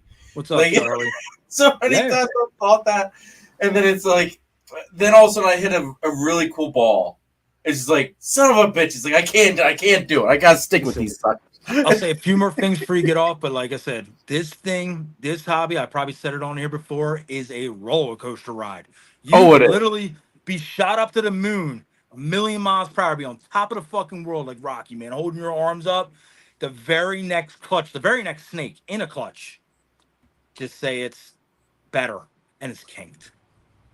Well, dude, And that you one know- you made this year, like that one you said that, like that was, and it's kinked. It's not viable. Like it just can't live. That roller coaster ride shot to the moon is all of a sudden you're in hell. yep, You know, right then and there, it's your only shot at it. I might be able to do it again next year, and the odds were so astronomical to even hit it to begin with. You're probably not going to hit it again. And then the other thing goes in the back of your brain, because this is shit people don't think about. Do I even want to do this again because of what just happened? It might have had nothing to do with it, but it's going to be back there the whole fucking time for 365 days till that freaking girl does it again. If she even lays the next year, which might not even happen. So you might go into 2 years with that in the back of your head. And then your whole change, we might change your entire freaking thought process in that year.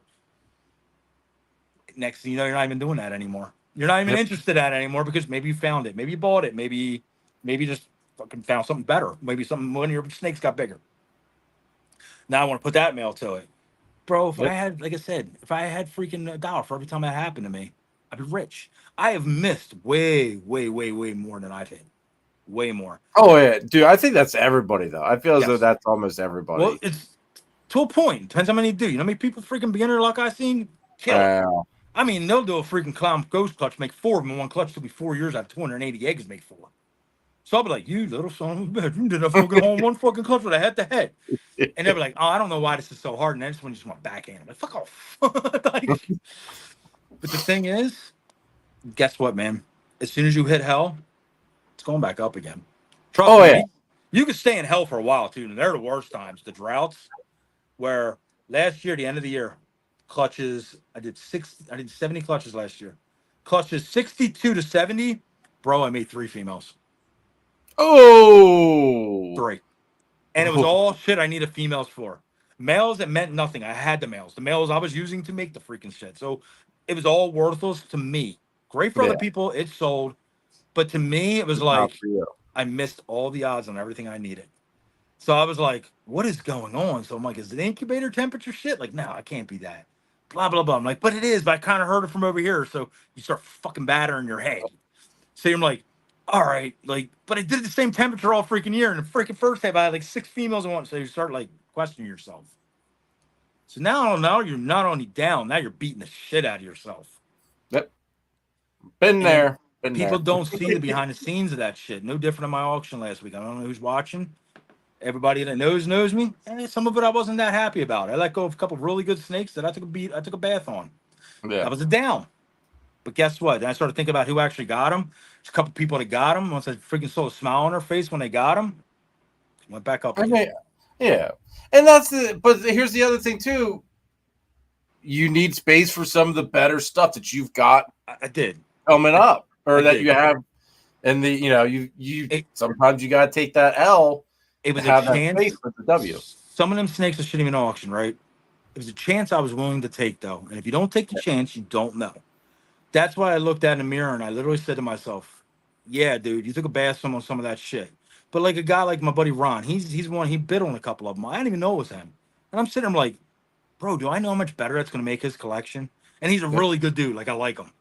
So I'm sitting there, I'm like, dude, I'm glad you got that. Like, I would have gave that to you for whatever, not even an auction for them prices because I like you. So I started feeling good about it again. Like the glass half empty, half full. That's what snake breeding is. So, do you want to say what's up to Charlie since he's apparently driving home from the airport? Safe travels, dude. Charlie, I do want to say I was actually going to text you today, but then I remembered. I thought, well, no, you're out at Tinley, so I didn't want to bother you at Tinley. But let me know if you got the stuff to do the TSK test. Because hopefully you can find that shed that I sent of that clown that's 66% had TSK. Because if you have the stuff and you're able to run it for me, bro. So that way, because I've got a show coming up, that way I know whether or not to put him as a het or not. Yeah. Charlie, hopefully you have safe travels, bro. I was keep telling him. I said, as soon as we make any money, right now it's still freaking tight, but Charlie's gonna get to know my name really soon, really quick. But dude, I all right. I literally got over 200 animals. Probably I need them to test for multiple things, if not more. Awesome. Charlie's going to run TSK stuff this week. Yes, you're the man, Charlie.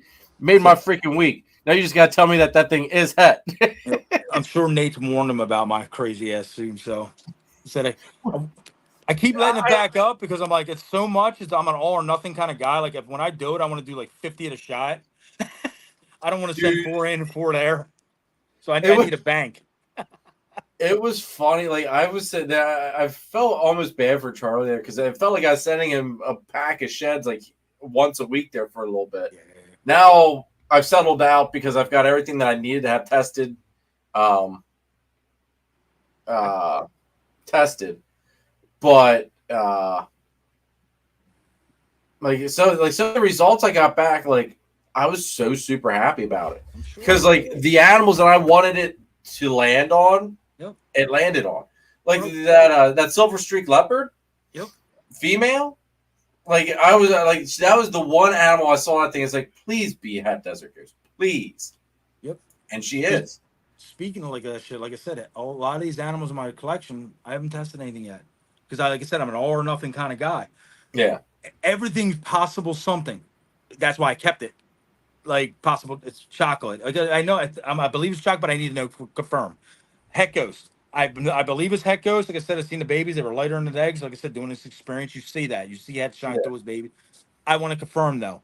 Because some of the stuff, like I said, because of how many snakes I'm holding back now, I need to know. Before it didn't matter to me. Like I was just like, I'll prove it out. But some of this shit's important, so I don't have to grow it up for 3 years. And that's where I need, like I said, I appreciate guys like Charlie working so hard doing what he's doing. Because that is going to help me for, instead of having 85 holdbacks this year, maybe I have 45. Well, that, I mean, that amount, it makes a big difference with that. It saves you the time. It saves you the disappointment. All of it. Right. And for anybody that doesn't know, I'm going to put in the shameless plug too. If anybody is using Husbandry Pro, you can now order your shed tests for Charlie through Husbandry Pro. That is now active. So you can go to that animal. You should be able to select what test you want to do, and send your order to Charlie through Husbandry Pro. Yep. So that's a very nice little addition, not only for Charlie but for Husbandry Pro. So anybody that is using Husbandry, make use of it, guys. Make some of the animals worth a lot more money. I mean, they do a lot of stuff, but like I said, it's mostly for my holdback shit that I want. Like that's what I care about. Like everybody else, take the rolling gamble. What else, guys? Freaking all practice proof.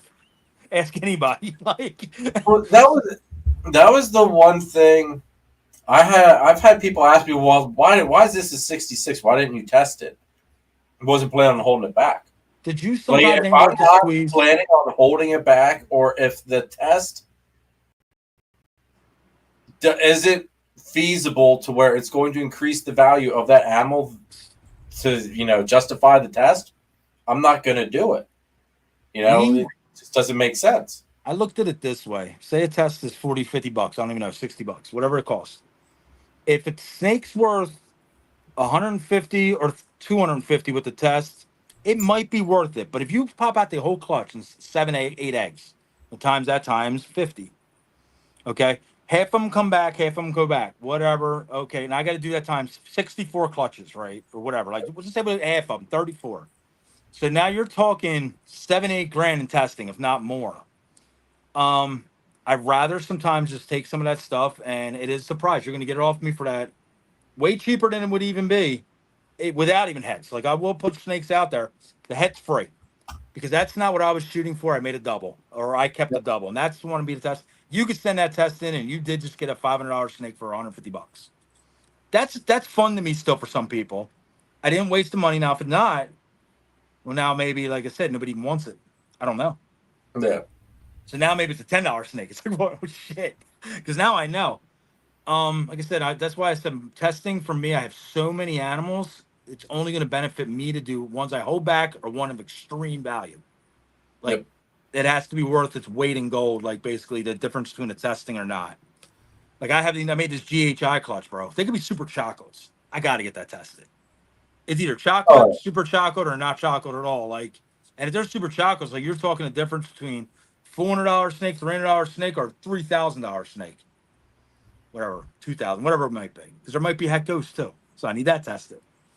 Because now I have snakes that basically no one in the world has, and if they go up for sale, they're worth their weight in gold. Yeah. Well, I had an epiphany the other day, and I've been staying hush about it, but I'm going to say it here now tonight.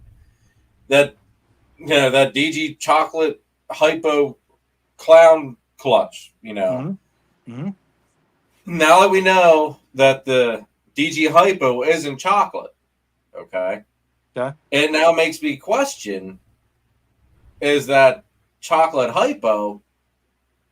Is it a visual DG as well? Maybe.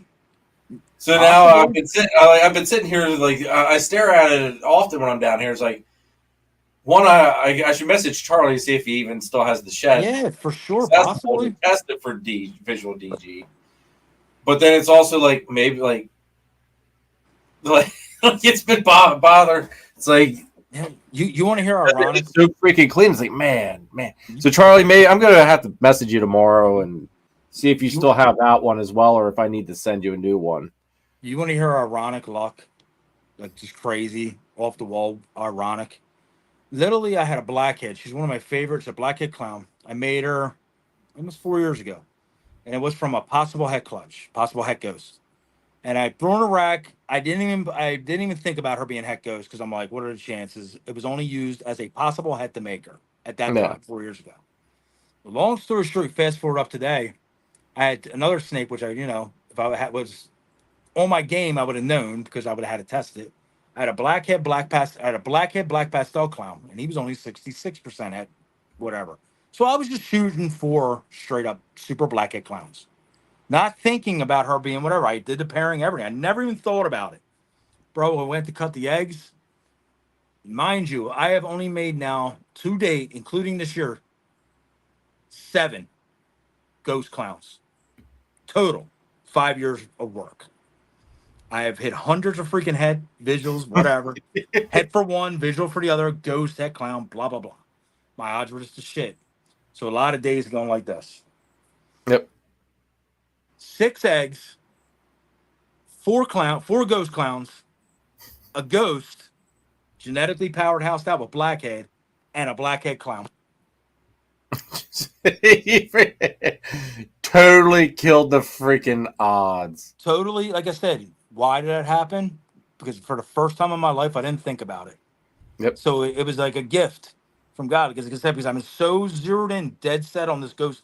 Because if anybody does know me, like I said, and if you didn't know me, ghost clown is my favorite thing in the world. I don't know why. I just love them. It was the thing that got me really going towards recessives. I loved Ghost Gene, and I was like, oh my God, clown in it too? That was amazing back then when I started this 6-7 years ago. Said they weren't seen either. Like a ghost clown wasn't even seen yet at that point. But long story short, I cut that clutch 2 days ago. Holy shit! And I might have hit the super blackhead ghost clown. It's fucking like I said. This snake shit will humble you so fast. That's why I don't ever get cocky. Don't ever get too high. Don't ever get too low because you never know what the next clutch pip might be. I have had more faces pop out of the eggs that I didn't expect than I could shake a stick at, and shit that I never even thought about doing. And the shit that I have tried, this is just my life and everything. The more I freaking do something, I'll get there. But goddamn, every branch hits me in the face on the way there. Yep. I'll get there eventually. I know the pain on that one. But the shit I don't expect is the shit that's like, boom. It's because a lot of people are like, John, you're one of the luckiest breeders I've ever met. You freaking find pied and freaking clown. I found that by mistake. I found Xanthics freaking one day. Like, not Xanthics, candy in a clutch. I'm like, candy? You're freaking, I got freaking all bind. I didn't even know either one of them were hit. Like, like that. Speaking of finding things, remember that leopard lace that I was supposed to hold the shed back and send it to Charlie to see if it was pied? Yeah. Yeah. I was in autopilot one day. It shed. I threw the shed out. See? Right. You got to test that for het pied. Yeah. I had to test both of them, don't I? Yep. Yeah. Perfect example. Like, I took lace to a leopard pewter 4 years ago. She was a leopard pewter and she was cool. She had like a two-tone body, nothing pied looking about her, nothing. It was just She came out dark, half of it, and then straight down the middle, she was light.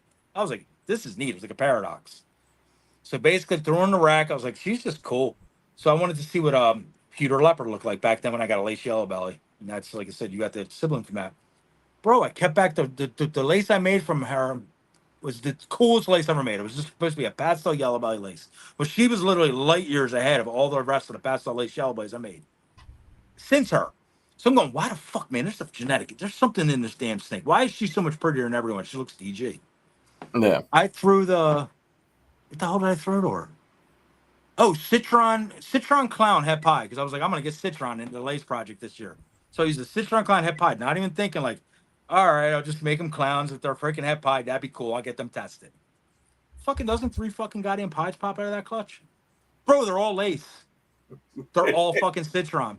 So I made Citron lace, Enchi, and Enchi pastel. 100% had clowns. 100% had freaking pied. Oh no, 66% had pied. My fault. Because the pies are visual. 100% had clown. Holy shit, dude! I just knocked 5 years off that project. Yeah. Well, you hit lightning in a bottle basically with it. It was lightning in a bottle. It was literally like I said, other than some of the bang stuff I did, it was my freaking clutch of the year fireworks. Now this one is a close second. The Ghost Clown one is a close second because I didn't expect them. I might have hit the freaking, not even trying, dude, a super freaking blackhead Ghost Clown. Which that's, yeah. I think I remember didn't you send a picture into the chat with that? No, man, that was the other freaking lightning bottle. That was a Passetto Passet too. That was the chocolate leopard blackhead Mojave Ghost Clown. Oh, okay. So that there's nothing ever been made anything close like that anybody's ever seen in the world. And that snake came out earlier in the year, which was another stand on head. So I had some crazy shit happen this year. So you had a good season. I cannot. This was my best season by far of like off the wall cool shit. Yeah. I've had a couple clunkers in here too. Don't get me wrong. Like they are erased. I'm like out of data bank. The longer I keep doing this, the more years I keep doing this, the faster that is to erase real quick. Back in the day when I first started, and that's why I was telling new people, like, please just stick with it. Trust me, man. I've been there. I wanted to take these snakes and literally just give them away for a couple times. I had full seasons where we had nothing. Freaking 25, 30 clutches, and like nothing come out. Like, dude, this freaking world hates me. I feel like that was how I felt on some of my head-to-head for DG stuff, and it just... Well, that's what I was doing, Jeremy. It was fucking some head-to-head shit. Missed the whole time. 2 clutches. I was doing a lot of head-to-head shit or visual head stuff to head because I couldn't afford the regular or whatever. And again, I couldn't buy what I was trying to do anyway. So it wasn't even like if it was available to even buy. I had a trial and error to try to get these genetics and this shit. And like I said, a lot of it didn't work out. Like I could be light years ahead of where I even am today, but guess what? It made me who I am. Yeah. It also gave me the knowledge I have today to go, look, this happens, this whatever, like anything that's happened. Like I've had eggs in the incubator. Why did this one pip at 56 days and this one took to 72? They're on the same freaking rack. That shit's happened. I've seen a ball python lay 1 egg. I've seen a ball python lay 12 slugs. I've seen 7 ball pythons in a row to like 12 slugs. Well, the rack was too warm. I couldn't know that unless I did it. And it's all info I can feed into somebody new, so they don't try to make that same mistake. If, like I said, if I could save them from a few things, they might not even know they appreciate it, but they didn't have to deal with it. Exactly. Well, see, and that's shit like that is what's helped make me have such a successful entry, I guess is the way to put it. And because I listened to some of the hardships everybody else had to go through, and I tried to make sure that I was diligent, and trying to not do those mistakes. For the one guy maybe out of 20 that says thank you, that's all I needed. That's my fuel to keep me going. Like I said, you might, and it's way harder than that, man. People are appreciative of some shit, but there are some guys that are just like, whatever. It was my idea. Like, I'm like, okay, like you do you, buddy. Like, but you know what I'm saying? Like the people that are like, thank you, or freaking whatever. And like, some people even like have a real way of showing it. That keeps my my fire burning too. Guys like Nate. Yep. Nate's one of the smartest dudes I've known. But guess what? He also tells me too, like I said, that I've helped him more than he ever knows. And like I said, when I Yeah. hear it back from him, I'm sitting like, what did I bring to the table? And like he said, and he'll say some shit. I'm like, well, fuck, oh, dude, like it made my day. Yep. Because I don't ever think of that. So Well, see, that's it. Just like tonight, it's nice to have bounce ideas off of people and get feedback that you can, use creatively and adjust. yeah, somebody else might tell you something else that I told you that I didn't think about, and you might go, yeah, conjunction, like with that Yep. and that, like, and I'd have been like, holy fuck, that was a great idea. Like I didn't even think about that either, and it might be something totally off the wall you never thought about. Yeah. Like Nate might, you talk to Nate, he might tell you something crazy to say, like, and then, like he usually does, and you'll be like, and you literally look at him like, I can't believe I didn't think about that. It's like it might have been right in front of your face, but you thought around it. You overlook it sometimes. You overanalyze You stuff. totally thought around the bubble. You're like, that was the number one thing to think about, and like I didn't even think about that first. We're talking about step 7 through 10, and you just told me freaking step freaking A, and I'm like, oops. Yeah, He completely. does that shit to me on a constant. I'm sitting there like way ahead. I'm talking 5 years in the future. It's like, John, we got to do this tomorrow.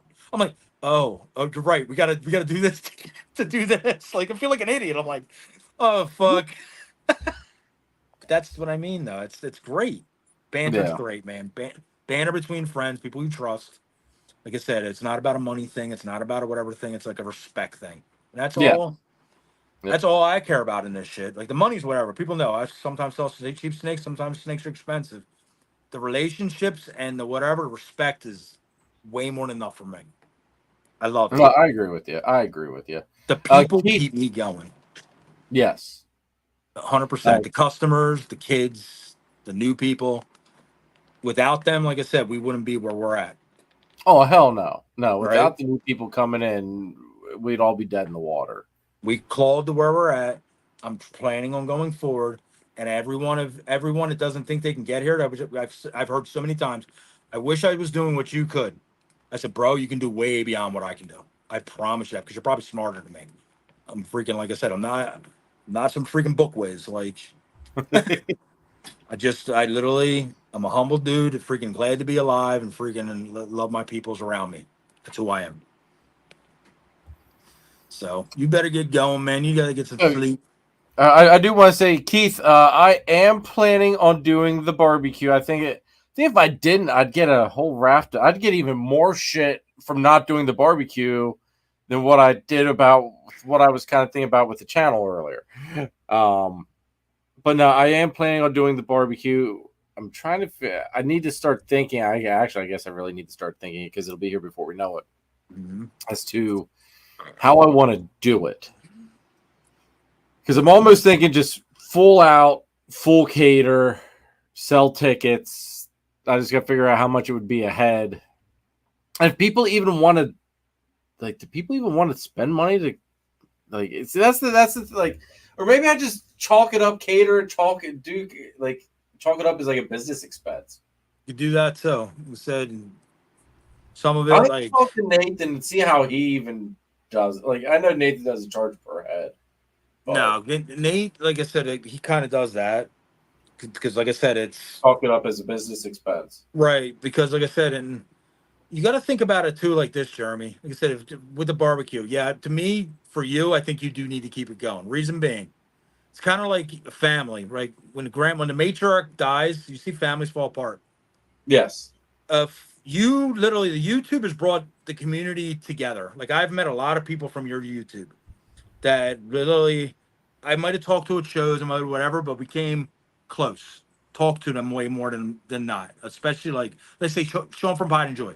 Didn't really meet him from this thing, but it's like a family kind of thing. Chris Shelley, like I said, I talked to Chris Shelley, but we became like a whole family circle at this point. When we do our parties, when we do this, the crew is, it's a circle, right? It's whatever.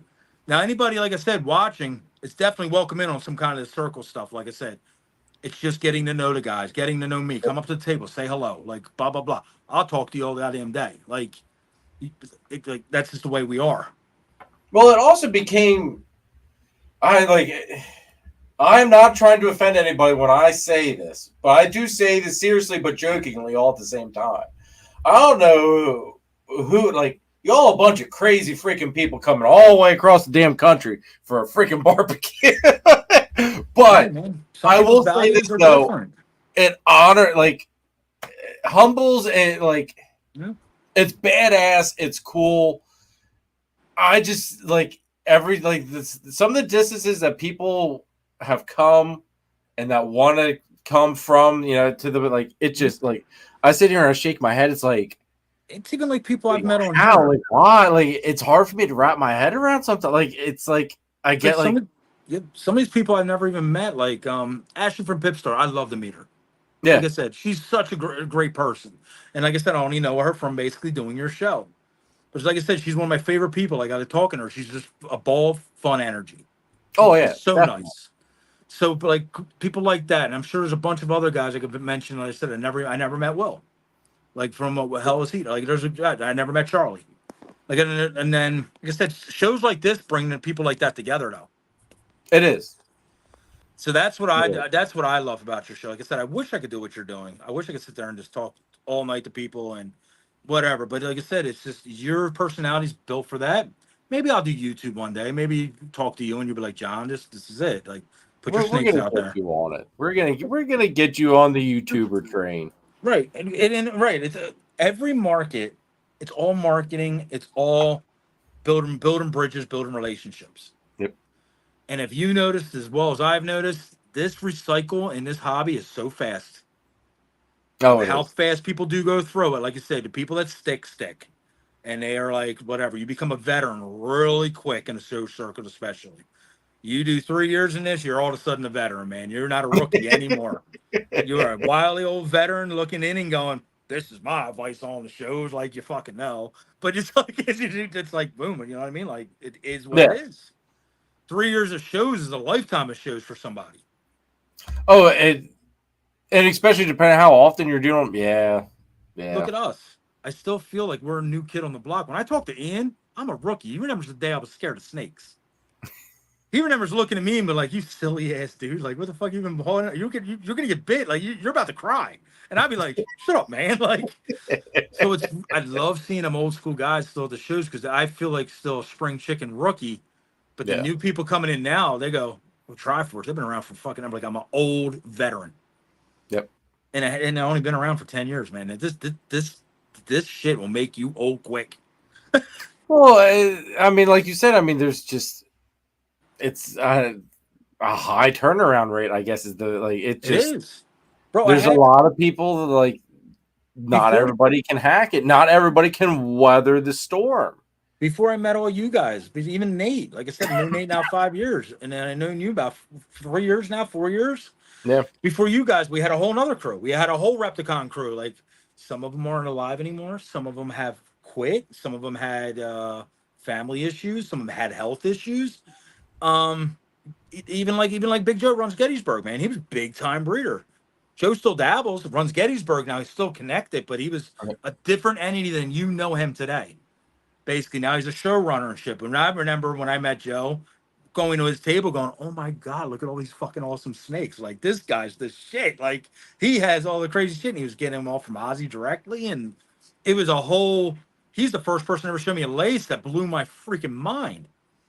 But he's not that today. Like I said, you met him after that. So it's like, it's fast turnaround. You've known Joe about 4 or 5 years now. How long have you been doing? Yeah, whatever you've been doing. Well, 3? It's been 4 years breeding, so I've known Joe for 3. Because I didn't get into the show train until my 2nd year of breeding. We did what you call fake it till you make it. I literally walked in the back door of Hamburg like I was somebody and walked around. We didn't even have a name.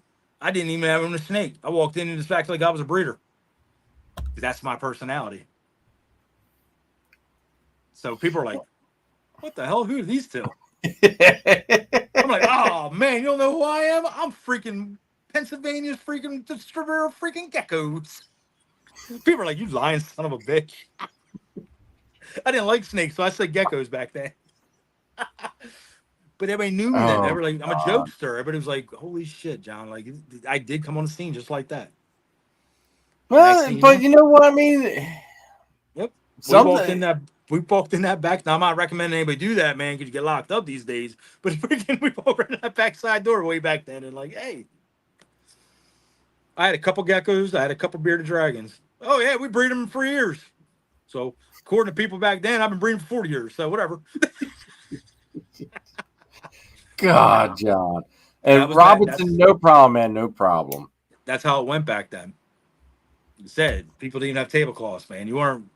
You had a venomous room back then, like straight up, like straight up mambas and everything else, and the front part of Hamburg. Yeah, tell me about it. And now, like you said, like we said earlier, I mean, tablecloths, banners, like everybody's got them now. Like everybody. That's It's the like, thing. no, You're it's- missing out if you don't have all that shit. And who do you got? And think about it. 5 years on the scene. Who do you thank for that? Think about our show circuit in PA. 90% of it was done through Nathan. Yeah. He Yeah. got me hooked up. Yeah. Danny hooked up. Yeah.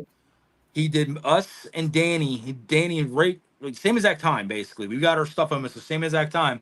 And Danny set up basically across from me, and I said, and we were like doing whatever. Next thing you know, you saw this guy pop up, and then you saw this guy pop up, and you saw this guy pop up. And I'm like, BNS, basically Chris Shelley, he had his shop popped up right then and there in the beginning. And it was like you started seeing these brands, man, and you're like, wow. Like you start associating that logo to that face. Yep. To that display, to them animals, to whatever they're working. Like anybody that knows this could be like, what's John going to have at the show? Well, he's going to, of course, have black pastels. And he's got black, because that's what I'm a sucker for. Orange Dream and whatever. What are you going to look for Chris Shelley? Well, he has all the kind of crazy ass colubrids. Yep. Because that, and like you start associating with his people. Jeremy's the TSK guy. Like that dude loves his TSKs and carpets. And we know what we're going to expect over there. Danny's the freaking spot nose, freaking clown, whatever guy. And it's just, you start getting whatever. Nate's the bang daddy, right? Like it's just boom, boom, boom.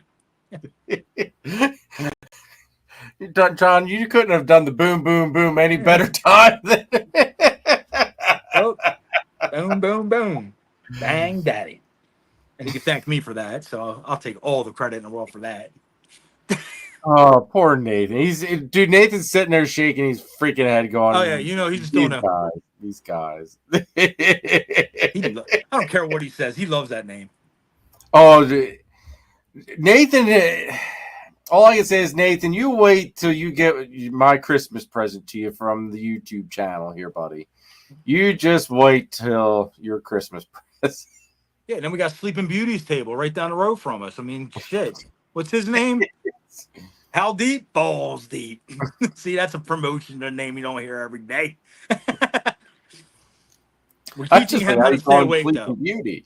Yep, we're teaching them how to stay awake. So Chris is gonna be good to go for 2025.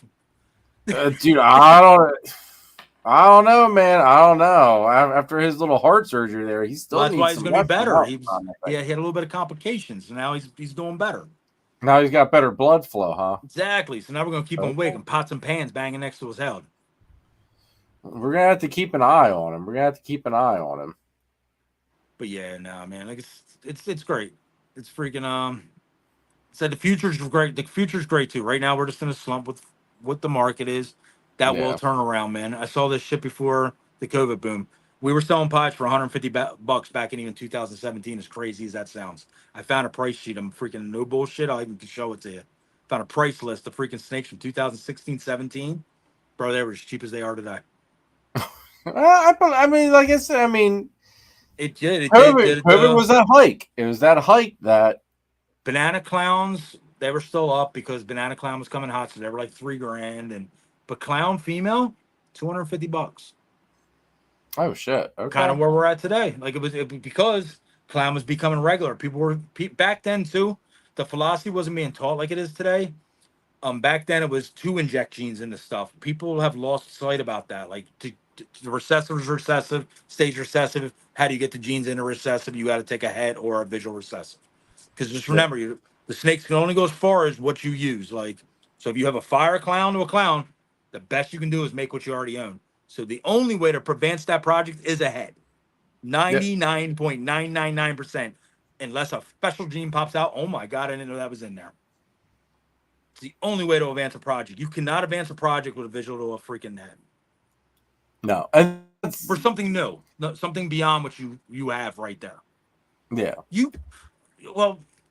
can make the version of it. Just say a fire clown and a spot nose yellow belly. You can make the spot nose yellow belly. So yes, you can do that, but you can't like take a straight up just single gene is what I'm talking. Clown to any male and go beyond what the male already is, or vice versa. That's what I'm talking. I'm not talking about genetics on both sides. Yeah, no. I got you. Yeah, anybody else, just in case, they're like, that's bullshit. I'll make freaking 3 genes I didn't have before if I used that. His philosophy's fucked. I'm gonna clear that shit up. I don't know what he's talking about. Yeah, I gotta clear that shit up because, like I said, some people take shit really literally when you say something. Ah, come on, they would never. But dude, it's 11:30. My ass is tired, dude. Today I did way more shit than I thought I could even get done in a day. How many people are still watching? 22. So there's still a lot of people watching us still. At 22 people didn't get tired of our shit yet? Dude, we had like 40 some people at one point tonight listening to us. Are you fucking kidding me that we got that? I say I don't have the counter on my thing. Yeah, no, we had over 40 people tonight at one point watching. That's killer. There's still 22 people watching tonight. I think a lot of people I think they missed me from last week. Maybe last week was a good change of pace. They think, oh my God, Jeremy's like, we might lose Jeremy. Well, you were dying last week, bro. Sick kids and yeah, God, dude, that was a freaking mess. You got a baby to prepare for soon? I mean, shit, bro. There ain't no freaking baby. There is no baby to prepare for. Damn it! Wait, that rumor mill is going to go through the snake roll hard, man. You tell Christine's going to keep that alive till it happens. Those thoughts. Christine's going to keep that alive till it happens. I'm straight up. You're fucked. Like you got a baby coming. You don't even know it. Like. So when it happens, we can be like, and I can sit there and say what I always say to you. I know things. And Christine be like, I knew you. I told you that was gonna happen. You'll never hear the end of it, dude. If fucking this happens, you're done.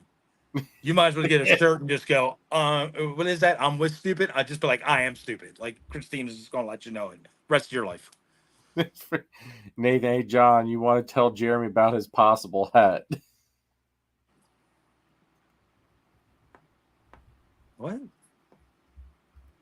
Are you talking about the het pied, Nathan? Oh, I don't know. He'll have to text me whatever he meant by that. I don't know. It might be something else, and I don't want to say anything on the air if it's something else. So coming from Nathan, man, like I said, we talked about so much shit. I'd be like, that could mean a lot of things. It could mean a little baby in the oven. I don't even know what he's talking about right this second. It could be. God. Chris, I do not need another one, bro. You can have another one. I do not need another one. I'm happy with 3 children total.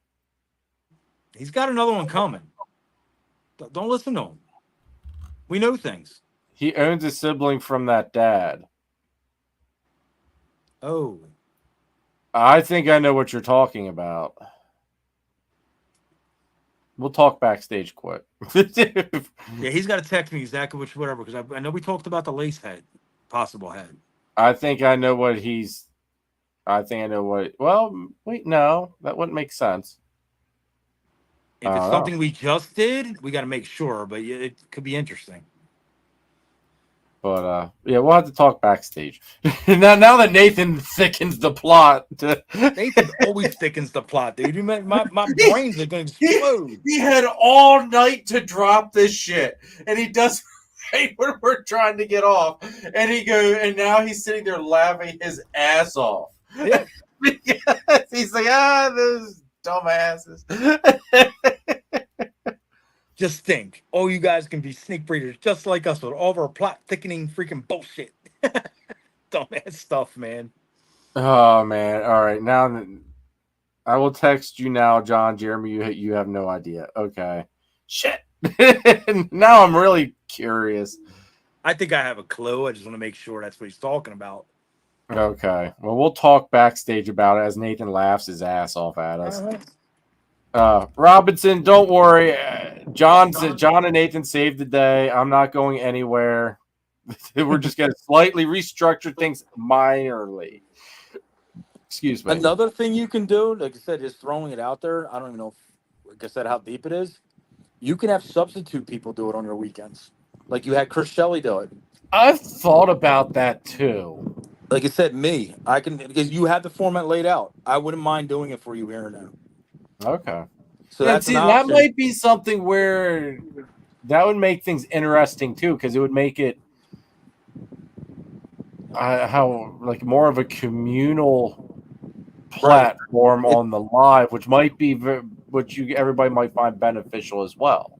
Right. So like I said, that just popped in the side of my head. Like if I linked up with you during the week, but like think about a guest to come on or whatever, like everything we'd be planned for the future, but like thinking that you'd be able to help me, whatever, but like John, all right, you're gonna host.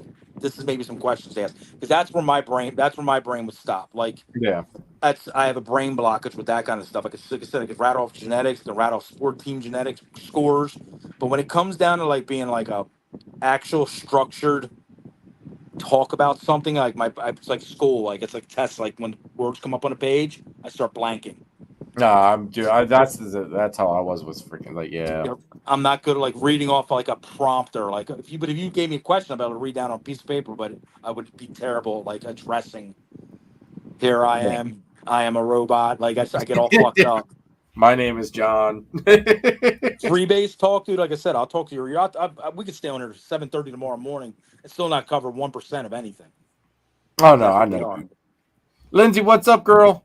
Good to see you. Go back, watch the replay. Lots of good shit, some crazy shit. Yep. So you got a lot of options, man. But like, well, I was gonna say at Gettysburg, we'll bounce some things around there at the supper table there. I would just hate to see that you built this YouTube to what it is now, and if you start taking whatever the algorithm starts getting fucked up, and you start losing. That's the thing that did scare me was that the algorithm saying "fuck you, Jeremy," right. Basically. Well, it's always an out of sight, out of mind thing. Once somebody starts not being around, nobody starts thinking about it. True. It's just human nature. Yeah, and by the time goes by, you don't even know you're missing to something comes up that then you go, oh man, I missed that. True. Very true. Yep. We'll talk about it. We'll talk about it then. But dude, we gotta cut this off. It's bedtime. I'm tired. Everybody, I greatly appreciate all the love and support. John, thank you very much for helping talk me off the edge tonight, bro. I do appreciate it. Nathan, you as well. And man, you suck, Nathan, for thickening the plot here at the end. Now I'm like curious as what the hell is going on here. I love it. But everybody, this week's video, I gotta film it. Hopefully, I can get it out on time. If everything works out for this week or like tomorrow with work, gonna kind of go over some of the not that I have any room to talk, but some of the things that I think people do wrong with starting out wanting to be a breeder and all that stuff. Kind of like my top 5, top whatever I come up with. Thought that'd be a little bit of a nice change of pace, especially because I've been getting a lot of questions from new people. I thought that'd be just kind of a good video to put out there because of just what I've been getting recently. So John went black. I don't know where he's at. He screwed something up. John's not tech savvy. But John, I love you, bro. Everybody, do appreciate all the love and support. Next Sunday, is the round table. There's John. We've got a breeder round table. What's that? I was texting Nate back. Oh. So don't miss next week's live. It is a round table with not quite the usual round table faces. I'll say that. Some of the usuals, but one additional. So make sure you guys are here for that. And then the weekend after that is the auction with Danny from DTMG Pythons. So don't miss that as well, because you all know you never know what's going to happen on a Danny auction. You never know. but guaranteed there will be some cool snakes. So don't forget that. And that's going to be it, folks. Greatly appreciate all the love and support. Hit that like button, hit that subscribe button, hit that notification bell. Let me know in the comments after this video ends, how do you guys think I should go about with 2025? Do I go down to a couple of weeks of 1 hour shows and then one really big heavy hitting show that goes 2 or 3 hours? Let me know in the comments after this video ends. Greatly appreciate all love and support, guys. Go ahead, check out the channel sponsors, please. I appreciate all their love and support. Check out the channel membership link for that is in the description down below. But that's gonna be it, folks. I hope you all have a wonderful, wonderful week, and I will see you on Sunday. Later. Bye.